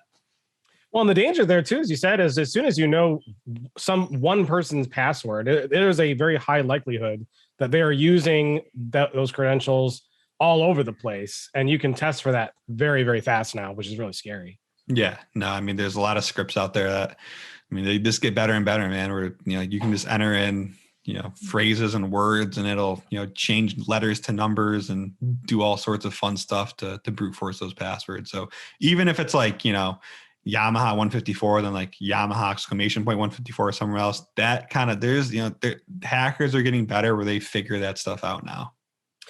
So we don't have a solution. Go ahead. Basically password managers. I mean, it's like, this is all terrifying. And what do you do about it? Is it basically you use LastPass? I mean, kind of, yeah. I mean, yeah, corporate. Okay. Yeah. I mean, I always recommend like corporate password managers. Like, a lot of my clients will offer not just password managers for a work perspective, but for a personal perspective too. Like, hey, because what you do at home affects what you do at work, especially now with COVID, right? I mean, there's a lot of people working from home and on their home network and stuff like that. So yeah, you definitely want to make sure that they have a password manager to use at work, but also there's some kind of element for a personal use too, where, hey, if they want to have their eBay password or Netflix password in there, there's a space for that too, just because, right, you're building a secure culture that way. You're putting them in the right mindset of, hey, I use a password manager for everything, not just work. Right. Strong passwords, unique passwords, two-factor authentication when available would go a long way to mitigating some of this stuff. And we're almost out of time, but I do want to touch on one other threat that's coming over the future that honestly scares the living crap out of me. I don't know about you guys, but that is the rise of deep fakes. James, what is the way to protect yourself in a world where you can't trust what you see or what you hear? What do you do? Yeah. And that, I mean, I remember when that first came out, it was pretty scary. And now there's like websites you can go to. Like one of my friends always goes to one, and it's like clips from movies, and you just put someone's face on it, and it literally looks like you're the person in the movie, like doing like, like doing the Tom Cruise dance and whatever movie that was. I don't watch movies clearly, but I mean, just crazy stuff like that. And that technology is always getting better, right? So what you see today, next month is going to be better. It's going to be more realistic.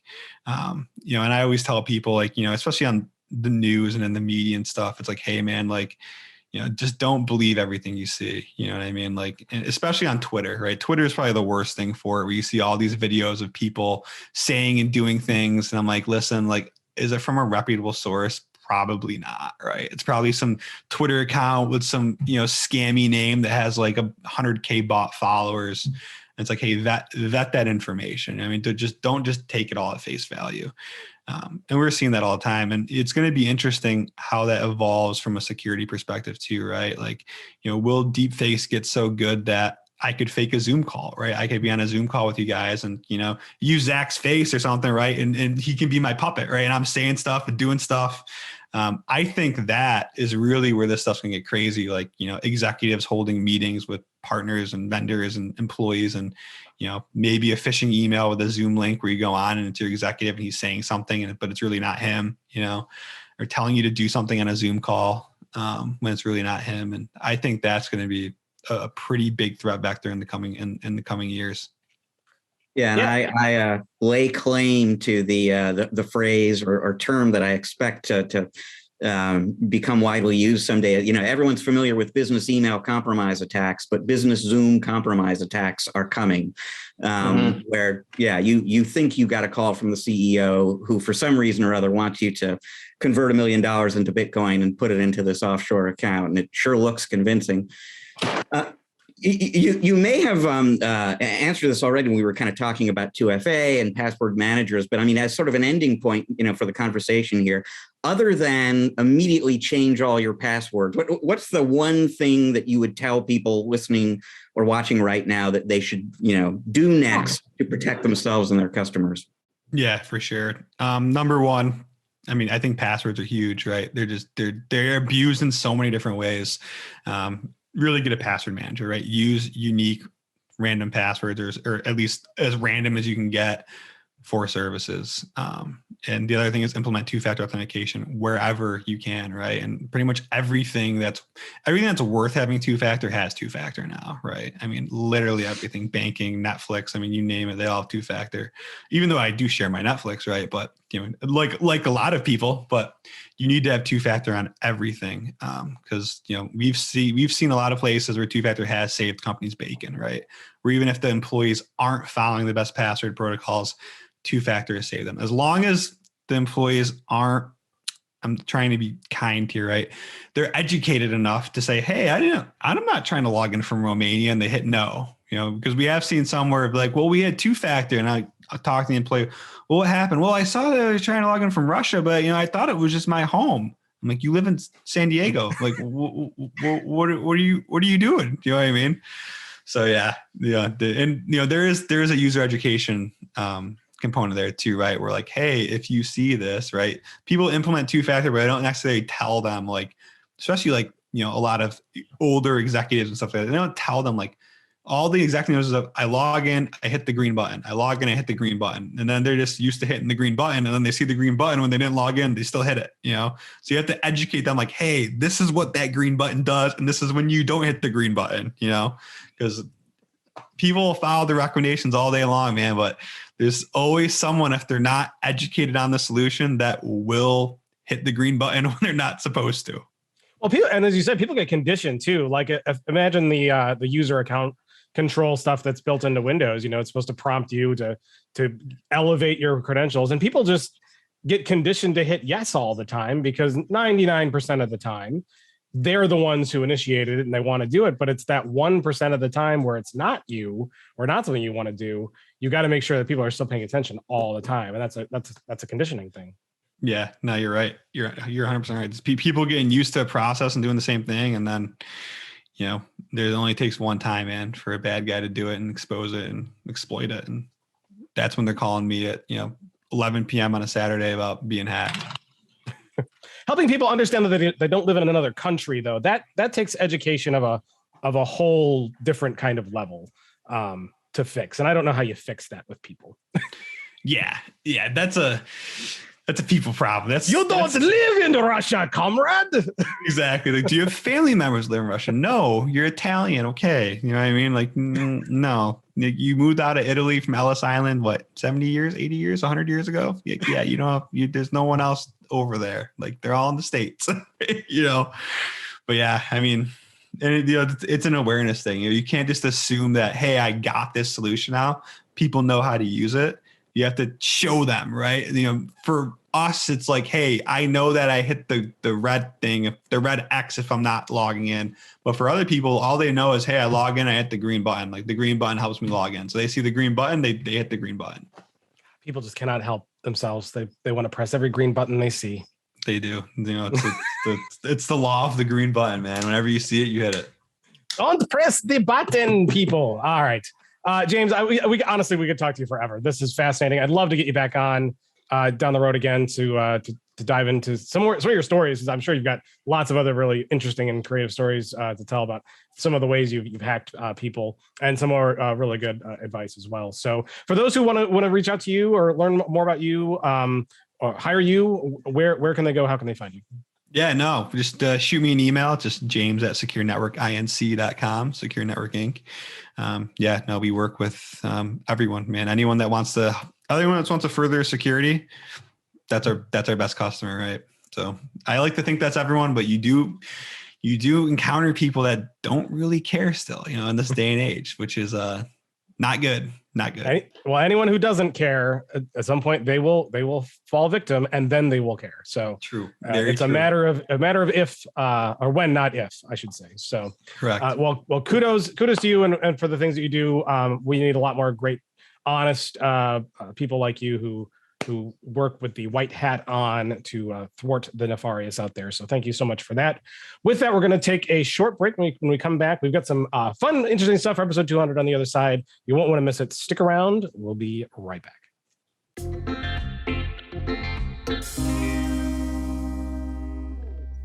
All right, and we are back with part 3 of ChannelPro Weekly. Rich, Zac, amazing interview with Mr. Carroll. He's always just super fascinating, and some of the stories that he does, and I'm just always blown away that like there are people out there like him. And my gosh, we need more people in the world like him who are helping to make people secure, but it kind of expose the hackers and the way they do it. And it's just fascinating stuff. So Rich, any takeaways from that? Well, just what occurred to me when we were talking about the green button is that is exactly what, Rory Sanchez, a managed security service provider. He's co-hosted with us multiple times on the podcast here. And I remember him telling me exactly the same thing, is that 2FA is phenomenal unless the people who have it just say okay to everything. So yeah, there is a flaw in almost any defense, isn't there? And the flaw is generally a human being. Yep, human beings that make decisions are generally the flaws. Zac, any? I know you said after we took a break there that, well, this interview has just terrified the living daylights out of me. Any other takeaways? Yeah, the biggest thing that I wonder, and I'm probably off topic on this, but I'm just like, the guy in the box, like, what was he thinking? Like, did he have an ebook? What, did he have an iPod? Like, was he just sitting there quietly? Like, I really kind of want to interview the guy in the box and just see what his deal was. And the guy was an intern. He was making little to nothing. No way. Oh, sure. And then also, like, you just want to see, like, I want to see the YouTube video or the TikTok video of the moment of discovery. Because at some point, someone finds him, right? At some point, like, there's this moment where someone's like, who the F are you and what are you doing? And he's like, oh, I was white hat hacker test, don't handcuff me. Like, that moment was probably quite spectacular. Yeah, you know what? We didn't ask about the aftermath of that, but I'd be curious if he got out of the box, penetrated the network, and then just kind of quietly found the side door and slipped out. Maybe. Yeah, I don't know. You know, yeah, he said it in the middle of the night. Interview. I have to imagine there was less people there, so yeah, interesting stuff. But cool things. Zac, we're going to shake things up a little bit here at the end of the show. Normally we would kind of play a little game with you, but we're doing something weird for episode 200. But I promise you, whenever we have you back, we'll play a round of 5 questions or a round of what would you do? Another one of our newer games that we play with our guest hosts. So that will absolutely happen. I guarantee it. Milestone episode 200. Thanks. I can't think of anyone better as a guest host. Thank you so much for being on with us. I hope you had fun. Yeah, this was way better than my day job. So I appreciate the invite. I'm not looking forward to opening my inbox and seeing what has happened in the last couple of hours, but time has just absolutely flown by, and I've had a lot of fun with you guys, and that was a great interview. So thanks so much for having me on. Thank you so much for being on. And for the folks who want to learn about you, learn about your company, partner with you, where can they go? How can they find you? Yeah, well, so if you're interested in EOS or business consulting kind of stuff, you can go to howtobusiness.com. And you can find more about me there. And if you're interested in IT support because you're an MSP and you're just giving up, then you can go to itassurance.com and check out what we have to offer there. Fantastic. And I hope they do that. And we will see you in a future episode, guaranteed. Thanks for being on with us today. Sounds good. Thanks, guys. Bye. Thank you. All right, Rich, we are going to move the show right along. So, Rich, we're doing something a little bit different for part 3 here. What are we doing? Well, you know what, Matt? Once upon a time, you and I believe this happened on an episode of the podcast that I was not on. I think this was a desperation move on your part to fill some time because it was you and a guest host, and you came up with this on the fly with this idea. Let's play a game called 5 Questions, and you asked the guest host you had on the show that week 5 randomly selected questions off the cuff, no preparation, and it was turned out to be a very fun, interesting kind of way to learn more about this guest host, just not as an IT professional, but just as a person. And we've been playing that game on the podcast ever since. And so here we are at episode 200, and maybe it's time to turn the tables. Yeah. So what we've done, it's fun how, random things you do kind of grow legs, because a lot of people like the 5 questions game that we do. And the newer one too is kind of fun too. But the 5 questions one, we played it with a lot of people. A lot of people like the fact that here on ChannelPro Weekly, you know, we get a lot of great information. And anybody who's listened through the show has gotten all kinds of really great info. But we love to have fun. And for some of these guests that we have on that are like, you know, even big executives of big companies, we're not afraid to ask them weird stuff and have fun with them. And I think they like that too. I think we've even gotten feedback like that before, haven't we? Oh, absolutely. Yep.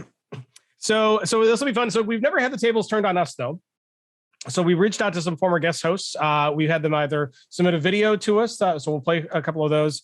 We also had some questions submitted via text that we'll go through to kind of turn the tables and ask us some 5 questions. So Rich, like into the spirit of the game, how do you want to do this? Do you want to direct some towards you, some towards me? What do you want to do?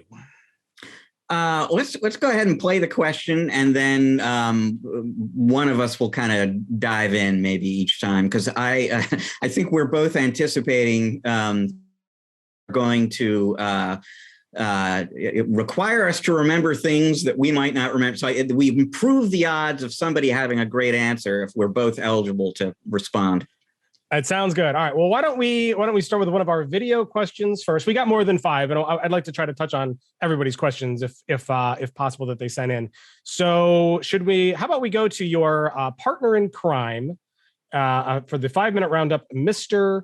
Eric Simpson. Let's see what his question is. Hi, Matt and Rich. I've got a quick question for you. What is the most embarrassing, interesting, or unexpected thing that has happened during a ChannelPro Weekly podcast? Okay, so that is Mr. Eric's question. Rich, do you have an unexpected or interesting thing that's happened during a recording? I might be able to think of one. It's a lot. So first of all, I want to say thank you to Eric for submitting the question. That's a lot of content to think back on, because we've been doing this for 5 years. More than 5 years now, and it's 200 shows. That's a lot to think through. Rich, you got one? There was one incident that came to mind when I was listening to that question, and it's not that long ago. I can't remember how long ago. It was probably last year at some point. We were doing an episode of the show, and most people right now are probably just listening to us. They're listening to the audio, but we record the shows on video as well. They're available on our website and on YouTube. And we were in the midst of recording an episode when I think it was one of the lights that I use to, handle the video parts of things just quit on me. Like the battery, it's a battery operated light, and it died on me. And bad things happen in a green screen situation when your lighting suddenly goes out of and in fact, I think I'm not sure, but I think the title of that episode was Hostage Video, because all of a sudden I went from looking like the co-host of a podcast to this scary guy in a cave somewhere.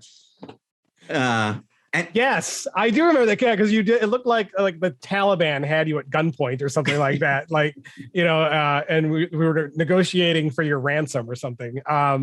Yeah, that was a fun one. That was really funny. There was another one where there was one that I could remember that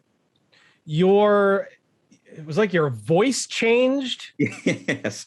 Yeah. It was like Zoom went nuts or something, and your whole voice went like down an octave and somewhat weird sounding. And so we called that one, I think, the Exor Rich, because It was like a moment out of The Exorcist or something like that.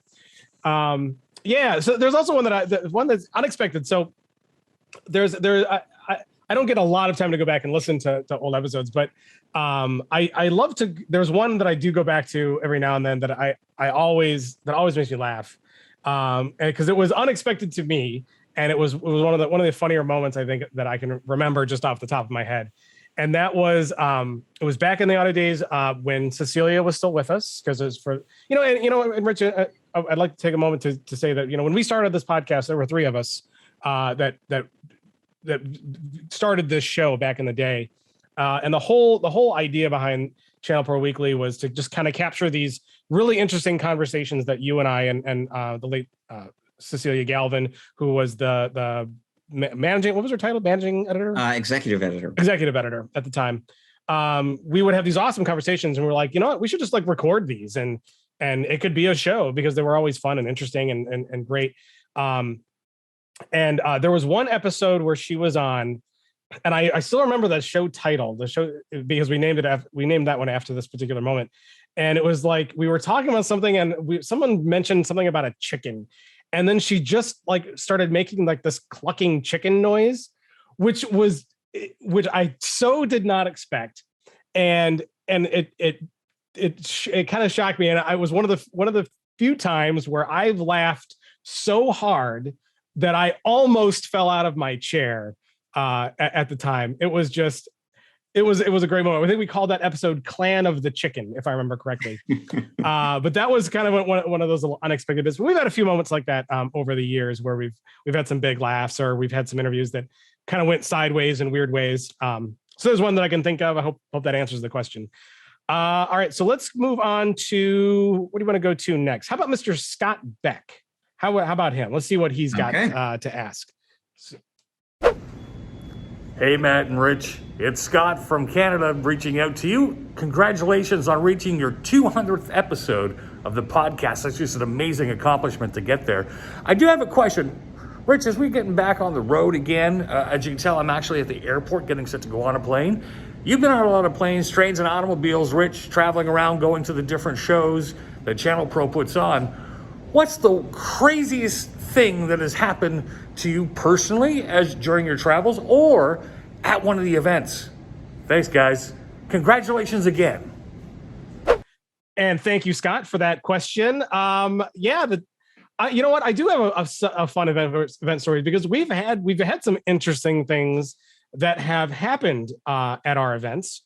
I've actually got two stories I could tell. One does not reflect on me very well. The other one is just something that happened that was crazy. So I don't know if I want to let Rich choose. But I'll tell the first one first. So one of the more interesting that happened was our first show in Dallas. This is an interesting one, because we were going through our sessions at the show, and we go into break for the expo hall and lunch. And something happens in the area, and the power goes out. Do you remember when the lights went out, Rich? Absolutely. Yeah. So I mean, there couldn't have been it was like the worst timing possible, and we were scrambling to figure out how the show could go on during the expo hall. But everybody, I remember when I think back and I look at it, everybody took it in stride. And there was some sponsors that got upset, of course. It was like one of those things where we were talking earlier, like we just had to throw up our hands. It's like, power's out in the city. Like, what do you want us to do about it? Like the hotel, it didn't have a generator, or it didn't work. But I remember most people kind of took it in stride and the expo hall went on, and they were still in there talking. And one of the vendors was giving out little flashlights, which is just really funny. So like that table got picked clean, and everyone's walking around with little flashlights. You remember that day, right? Very much so. Yeah, you're right. The timing could not possibly have been worse. It was actually Storage Craft, if I remember right, that had this sort of bucket full of little flashlights, and I think it was our buddy Joel Zabespinner who had the brainstorm. Let's just take those flashlights and start handing them out. And the other thing that popped into my head when you were telling that story is, I forget who it was exactly, but one of the vendors in that expo hall was a UPS company. And this just couldn't have been better for them, because every other booth was down and theirs just kept running. Yeah, it's true. Yeah, theirs was going. I remember I had the hardware room. That was when we were still doing that hardware room, petting zoo, and I had a bunch of big UPSs, and we were thinking like, okay, can we bring the UPSs into the session room to run the projector for a while? And so like I remember we were trying to like plan this whole huge thing. So that was kind of a fun, unexpected thing. I think I'll save the other story for another day, and we will move on. Why don't we go to one of our text questions? This one comes from Mr. Ro Kolakowski, who's been a guest host with us before. Awesome stuff. He says, if you had a free day all to your own with no commitments and a few $100s in your pocket, how would you spend your day? That's a good question in the spirit of 5 questions, for sure. Rich, how would you spend your day? And so I should assume I got a few $100 in my pocket, but I wasn't necessarily expecting that. It's like I'm here in Seattle, and all of a sudden, hey, I've got money and I've got time. What am I going to do with it? I think that's the spirit of the question. Yes. Gosh, that's a great question. You know what the answer to that might be actually exactly what I was doing on vacation a few weeks ago out of town, wine tasting. Because there is a sort of suburb of Seattle called Woodinville where they have some actually very nice wineries. And it would be, especially this time of year, it would be very nice to go out there and sample some wine. And I've got a few $100s in my pocket, so I could actually buy some of the wine I like. I think that's my answer. It's a good answer. I like it a lot. I don't get many days with all my own with no commitments. Part of me says I would want to go do something for myself. I'm not sure what that would be. Because, don't tell my kids this, but, secretly, I like spending a lot of time with my kids and doing stuff with my kids. So I think if I had a free day all on my own, a few $100, I think I would take them to I'd go to Wisconsin Dells, or I'd say Six Flags, but we have a membership to that. But we would do, but I don't know. I'd grab the kids and the wife, and we just go somewhere and do something active and do something fun. I'm not really 100% sure what that would be, but something somewhere we would go and do that. A water park or the theme park, I love roller coasters, something like that. That's what we would do. All right. Let's do one more question here. We'll do one more text one. It will be from, this is from Mr. Jameson West. Jameson asks, over the course of COVID, what's the most embarrassing thing you've done not realizing you were on a video call? Oh, gosh. It's an interesting one. I'll respond to that first while you think, because unfortunately, one of the things is we do a lot of conference calls here at ChannelPro, as most companies do, and we use Teams. But however, our team, we don't do a lot of on video calls. Most of the time we are not on camera when we do our conference calls. So I actually don't think I've been caught on camera doing anything embarrassing during COVID. I don't know. This might be pre-COVID. In fact, it probably is but I remember when we first started using Teams as an organization, and I was just brand new to Teams and Teams meetings, and didn't really understand. There's that thing that happens before you join the meeting where it lets you decide whether the camera is on or off, or the audio is on or off. And I didn't kind of get that the camera was on, and it could have been much worse. But if I remember right, I had just finished up a workout or something. I was not camera ready, let's say. And I had no idea that I was on camera. And I still, to this day, I don't know if anyone even saw me for more, because I figured it out within seconds and shut it off. But I just remember that there was a little bit of time there. It was like, holy cow, they can see me. and then I shut it off. All right, let's move on. Let's go to a video question. We've got one from a recent guest. Always a pleasure when she's on. This is Miss Rayanne, who's going to give us that one. Let's go to Rayanne. Rayanne, to you. Hey, Matt and Rich, I have a question for you. So out of your 200 episodes, what conversation or what is the most bizarre question and or answer that you've received from any of your guests on the show? Thank you, Miss Rayanne Buccianico, for that one. That is a hard one, I have to say, because we certainly ask a lot. I certainly ask a lot of ridiculous questions on the show and give a bunch of ridiculous answers. And in that light too, I know we've done some interviews where, because we ask, ridiculous questions or, personal questions. I know I've gotten answers that have surprised me, but boy, oh boy, Rich, I'm having a hard time coming up with something specific off the top of my head, like nailing it down to a particular person or show. I don't know. I'd have to go back and watch a bunch of old episodes, I think, in order to figure that out. Does anything stand out to you? Well, yeah, this may be like dodging. This may not be what the question really is about, but we're struggling with what the question is really about. So, how about the time that, and this goes back to when we were doing the show with Celia, and you and Celia asked me about my pet, and my answer was your pet iguana. My pet iguana. Yes. That is a funny story. You should tell that story real quick. The abridged version. We got into a conversation about our pets, and you have a cat, and Celia had 2 dogs, and I'm on the road. Normally anyway, I'm on the road most of the time. It's not a great environment for a pet. So the honest answer is I don't have a pet. I have plants, but I don't have a pet.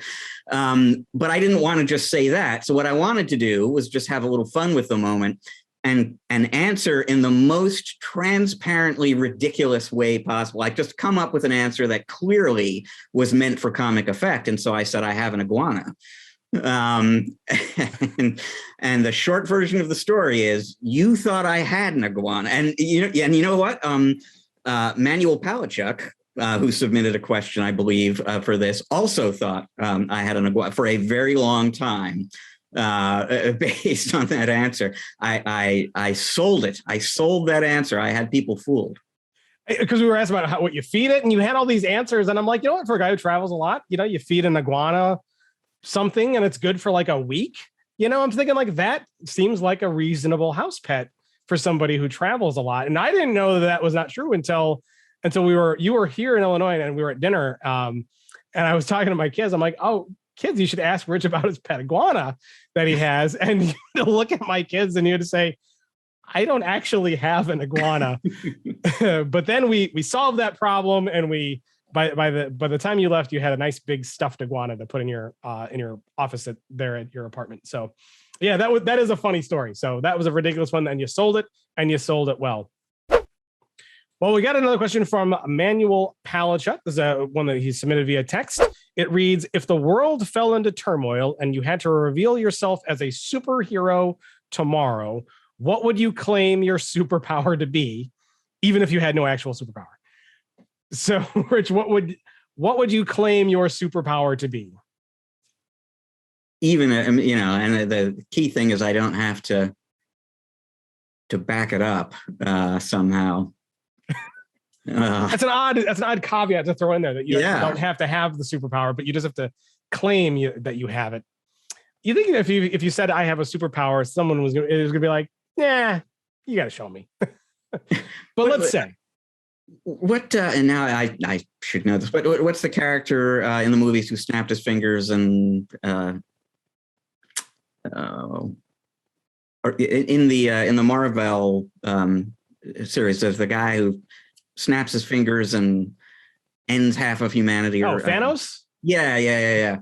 So I mean the answer, I think, is I have the superpower ability to erase the universe, and you don't want me to prove that, right? So I'm just gonna. And now, why I would want to have that superpower if the world is in turmoil, I don't know, but that is a claim you can make that you will never be asked to prove. That's actually a very well thought out answer, I have to say. Yeah. So I didn't know that you wanted to have the power to end all humanity. It seems a little more destructive than your usual gentle demeanor, but that's okay. It's funny. Just a few shows ago, we had a conversation about superpowers, and someone had the superpower I'd pick. Like, if I could have a superpower, it would be to be invisible. I think that'd be a fun one to have. To be able to be a fly on the wall and see things you normally don't get to see. But we already talked about that one, so I'm going to come up with another superpower. Actually, but that's not bad. That's not bad, because again, the idea is you're claiming to have it. You don't necessarily actually have it. So you could tell people you have the power, so I have you didn't know this about me, but I can make myself invisible. And I snuck into your office yesterday, and I heard what you said about me, and then see what people reveal because they think you are actually invisible and in the room. That's true. It's that's a difficult one to prove because, well, if I'm invisible, you can't see me. I guess I suppose you could still talk though, but let's not dwell too much on that. let's roll with that. Superpowers. I can't think of another superpower I'd want, other than maybe eyes that can shoot laser beams. That sounds like it'd be fun, if somewhat unhelpful in most situations, but it would be fun. All right, moving on. I believe we have one question left. This one comes from a longtime friend of the show. He's been a guest on many, many times. Very excited to have him here. This is a question from Mr. Dave Seibert. Dave, what is your question? Hey, Rich. Hey, Matt. Dave Seibert here. I know that you know that, but let me first start off by saying congratulations on episode 200. What a great accomplishment. After co-hosting so many programs with you, I know a lot of the back-end action that happens. So I have two questions for you that I think would be great to share with the viewing audience. The first one is show titles. I mean, you have a complex mythology on how you come up with these show titles. I think you need to share that brief story with everybody on how you come up with those names. That's number one. Number two, oh my gosh, awkward moments. Everybody's got them, you got them too. If you were to do a blooper reel of outtakes, I want you to share a great awkward moment with everybody. With that, have a great show. I look forward to hearing these answers. Dave, thank you so much for that question. It's a really, really good one. I'm going to talk about the blooper thing first, because, early on in the show, if you go way back into the audio days, there was a time when I would put some little bloopers at the end of the show. So the show would end, and I if there was a couple interesting ones, I would stick them there. It didn't last long, primarily because, honestly, we don't really have that many bloopers from the show, because we don't. And when we do, when something kind of goes weird or wrong, we usually just roll with it, Rich, and we just have it be part of the show. And that's usually one of the things that makes the show kind of fun. So Dave, I'd love to answer that. I could go back into the recording archives and see if there really is any blooper that we cut that is interesting, but generally there's not. We pretty much, there's some stuff that we'll have some little conversations before the show, after the show. But once we start rolling, usually whatever happens. There's not a lot of editing that goes on for ChannelPro Weekly, except for when Manuel Palacic is on, because he loves to swear a lot and does it on purpose. So that way the editing job takes me way, way, way longer when he's on than when he's not on. So, but that's not a blooper. Rich, can you think of a blooper? No. Well, I mean, yeah, I know they've happened, but yeah, off the top of my head, I'm not thinking of a situation where we're like, oh my God, stop recording.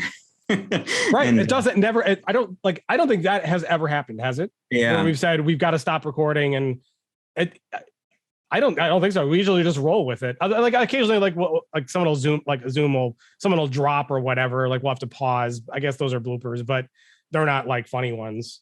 But folks, if there is a funny blooper, I promise you, I will probably just leave it in the show or tack it on at the end, like we used to do. So good one. But the other question, Dave, that I want to touch on is the show titles. And that is a really great question. And I love it. So one of the pieces of feedback that we do get a lot is we do get asked about the show titles pretty frequently, because our show titles are certainly not search engine optimized or search engine friendly, but they're always interesting and provocative and kind of funny. So, Rich, do you know why that's the case? Do you know how the show title thing started? My recollections goes all the way back to like episode 1, and these days I listen to quite a number of podcasts, but in those days I really didn't, and so I just didn't know the whole kind of creative show title thing. And my recollection is you had to kind of educate Celia and me, as we were kind of coming up with bland show titles for the first episode, and you were kind of trying to help us understand, no, that's not what we're looking to do here. And over time we became, I think, better and better at goofy show titles. Yeah. So I when we set out to do the podcast, I do listen to podcasts where it's, the show, the show titles are, informative or like topics or whatever happened in there. And I know that's helpful, but like I always wanted a show where the show title kind of grabs you and makes you think like, why is it called that? And to be goofy, to show that we have a sense of humor here and we have a fun side, because we've always wanted the show to be a really good mix of entertainment and information. So I think I titled a lot of the original show titles back in the day, and then it's going to become tradition now where how it works behind the scenes. So Rich, you want to explain how it works behind the scenes now? Yeah. I mean, so basically what happens is, at some point very shortly now, we will wrap up the show and thank you for listening.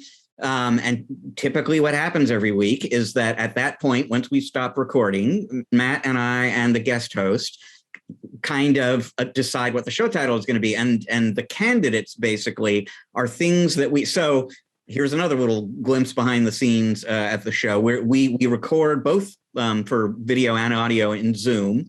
And there's a chat window in Zoom. And during the show, Matt and I are chatting with each other about, okay, let's move on to the next segment. And I've got a question, so we're communicating behind the scenes that way. The other thing we're doing is we have this OneNote page that we share that kind of, it's a show sheet, basically. It kind of shows us what we're going to be talking about and in what order.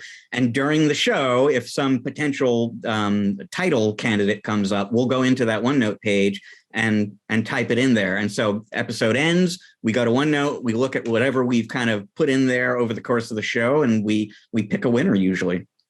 Yeah, and we always have our ear open for weird things that are said or things that are kind of that strike me as funny or whatever. And we've some shows there's like 3 things, and then we'll always ask our guest host if they have any that they want to throw in there. A lot of the guests don't, unless you've done it several times with us and kind of know what we're looking for. Sometimes it's hard for the guests, but we really put a lot of thought into them, and we'll kind of go through and pick winners. And we've had some shows where we have like 3 things. We've had some shows where we've had like, a list of 12 things to think about and talk about, but that's kind of how we come up with them. Usually it's just something that happens in the show that we think is funny, or somebody says. But our rules, Rich, generally are like, it's got to make you think, right? And it's got to be something that, so it's just something fun that happens. So if you go back to any show, you should be able to figure out at what point in the show where we kind of got the show title from. And it's kind of a little fun hunting game for those who are listen or watch. So Rich, it has been a long show. It's been great having some guests on. Thank you everybody for sending in the questions. I really, really appreciate that. And we always love our guest hosts. They are one of the things that help make this show awesome. And a big thanks to our interviewers as well. Rich, do you have any, you want to do the, I can't talk right now. I'm trying to think. Do you want to tell us what has been and what will be real quick? Sure. Yeah, absolutely. So in terms of what has been, the place to find out every Friday on ChannelProNetwork.com is our In Case You Missed It post written by our own James Gaskin. He's going to be talking a little bit about some new Windows 11 devices from HP, who we were talking about before, that whole new crop of Surface devices for Windows 11 from Microsoft. Nutanix held an event this week. There's some news from Nutanix. I won't even go into the details. He's going to be talking about dog weddings. Who knew this was a thing, but it apparently is. And he's got a story about that for you. And now looking ahead to next week, the 20, and we'll I'm sure be talking about this on next week's show. The 20 is an MSP co-op. They are holding their annual member meeting in Dallas, Texas next week. I will be there. Spiceworks is holding its annual Spice World event next week as well. That is being done virtually only, and that's next week. So when dogs get divorced, do they have to like cut every bone in half? Well, and are they going to a dog attorney? I mean, the questions, there are many, many questions about dog weddings. That's a big can of worms to open up. We'll have to look more into that to explain that to our wonderful audience. ChannelProNetwork.com is the website to go to each and every day. Make it your homepage. There you'll find the latest news, articles, white papers, resources, documents, all kinds of stuff to help make your business better. and to keep you informed on what's going on. Make sure you check that out. Subscribe to ChannelPro Weekly. That's one of the best things you can do to also kind of take us with you on the go, because we like to be in your heads everywhere. You can find us at any podcast place. You'll most likely find us. And if you find one we're not, just shoot us an email, podcast@channelpronetwork.com. We would love to hear from you. If you've got questions you want to ask us, we don't mind the tables being turned and addressing those questions. So again, podcast@channelpronetwork.com is the email address to use where you can get a hold of us, follow us on the socials, and all of that stuff. Rich, I also want to take one word from. I know we're running late, and you gotta go. I think it's prudent to thank our listeners and our viewers out there. Oh, viewers, we're on YouTube too, folks. If you like to watch, subscribe on YouTube, hit the button, leave a comment. That really helps. But I want to thank them. I mean, the show wouldn't be what it is right now if it wasn't for them. We really appreciate those who tune in with us each and every week. We know it's a long show. I know some people listen at full speed, some fast speed or whatever. And of course, maybe not everybody can catch every second of every episode, but we have a lot of listeners out there, and we've got a lot of viewers, and they're great. They're great, and I really, really appreciate everybody who tunes in with us and checks us out. And also, I really appreciate it if you tell a friend or a coworker about ChannelPro Weekly. So you should be an awesome listener, but you shouldn't be a selfish one. Make sure you tell somebody else about it. Rich, anything you want to say to our listeners out there? I just want to echo exactly what you said. We started out with precisely 0 listeners. We've got quite a number right now, and we just appreciate you hanging out with us every week and sticking with the show. And hey, tell a friend, basically, because if you enjoy it, other people in the industry would probably enjoy it too. And a big thanks to our guest, Zac Cramer, for being on, and also a big thanks to James Carroll for being on as well for this particular episode. And yeah, with that, the train is going to keep rolling. We will be back with episode 201 next week. See you then.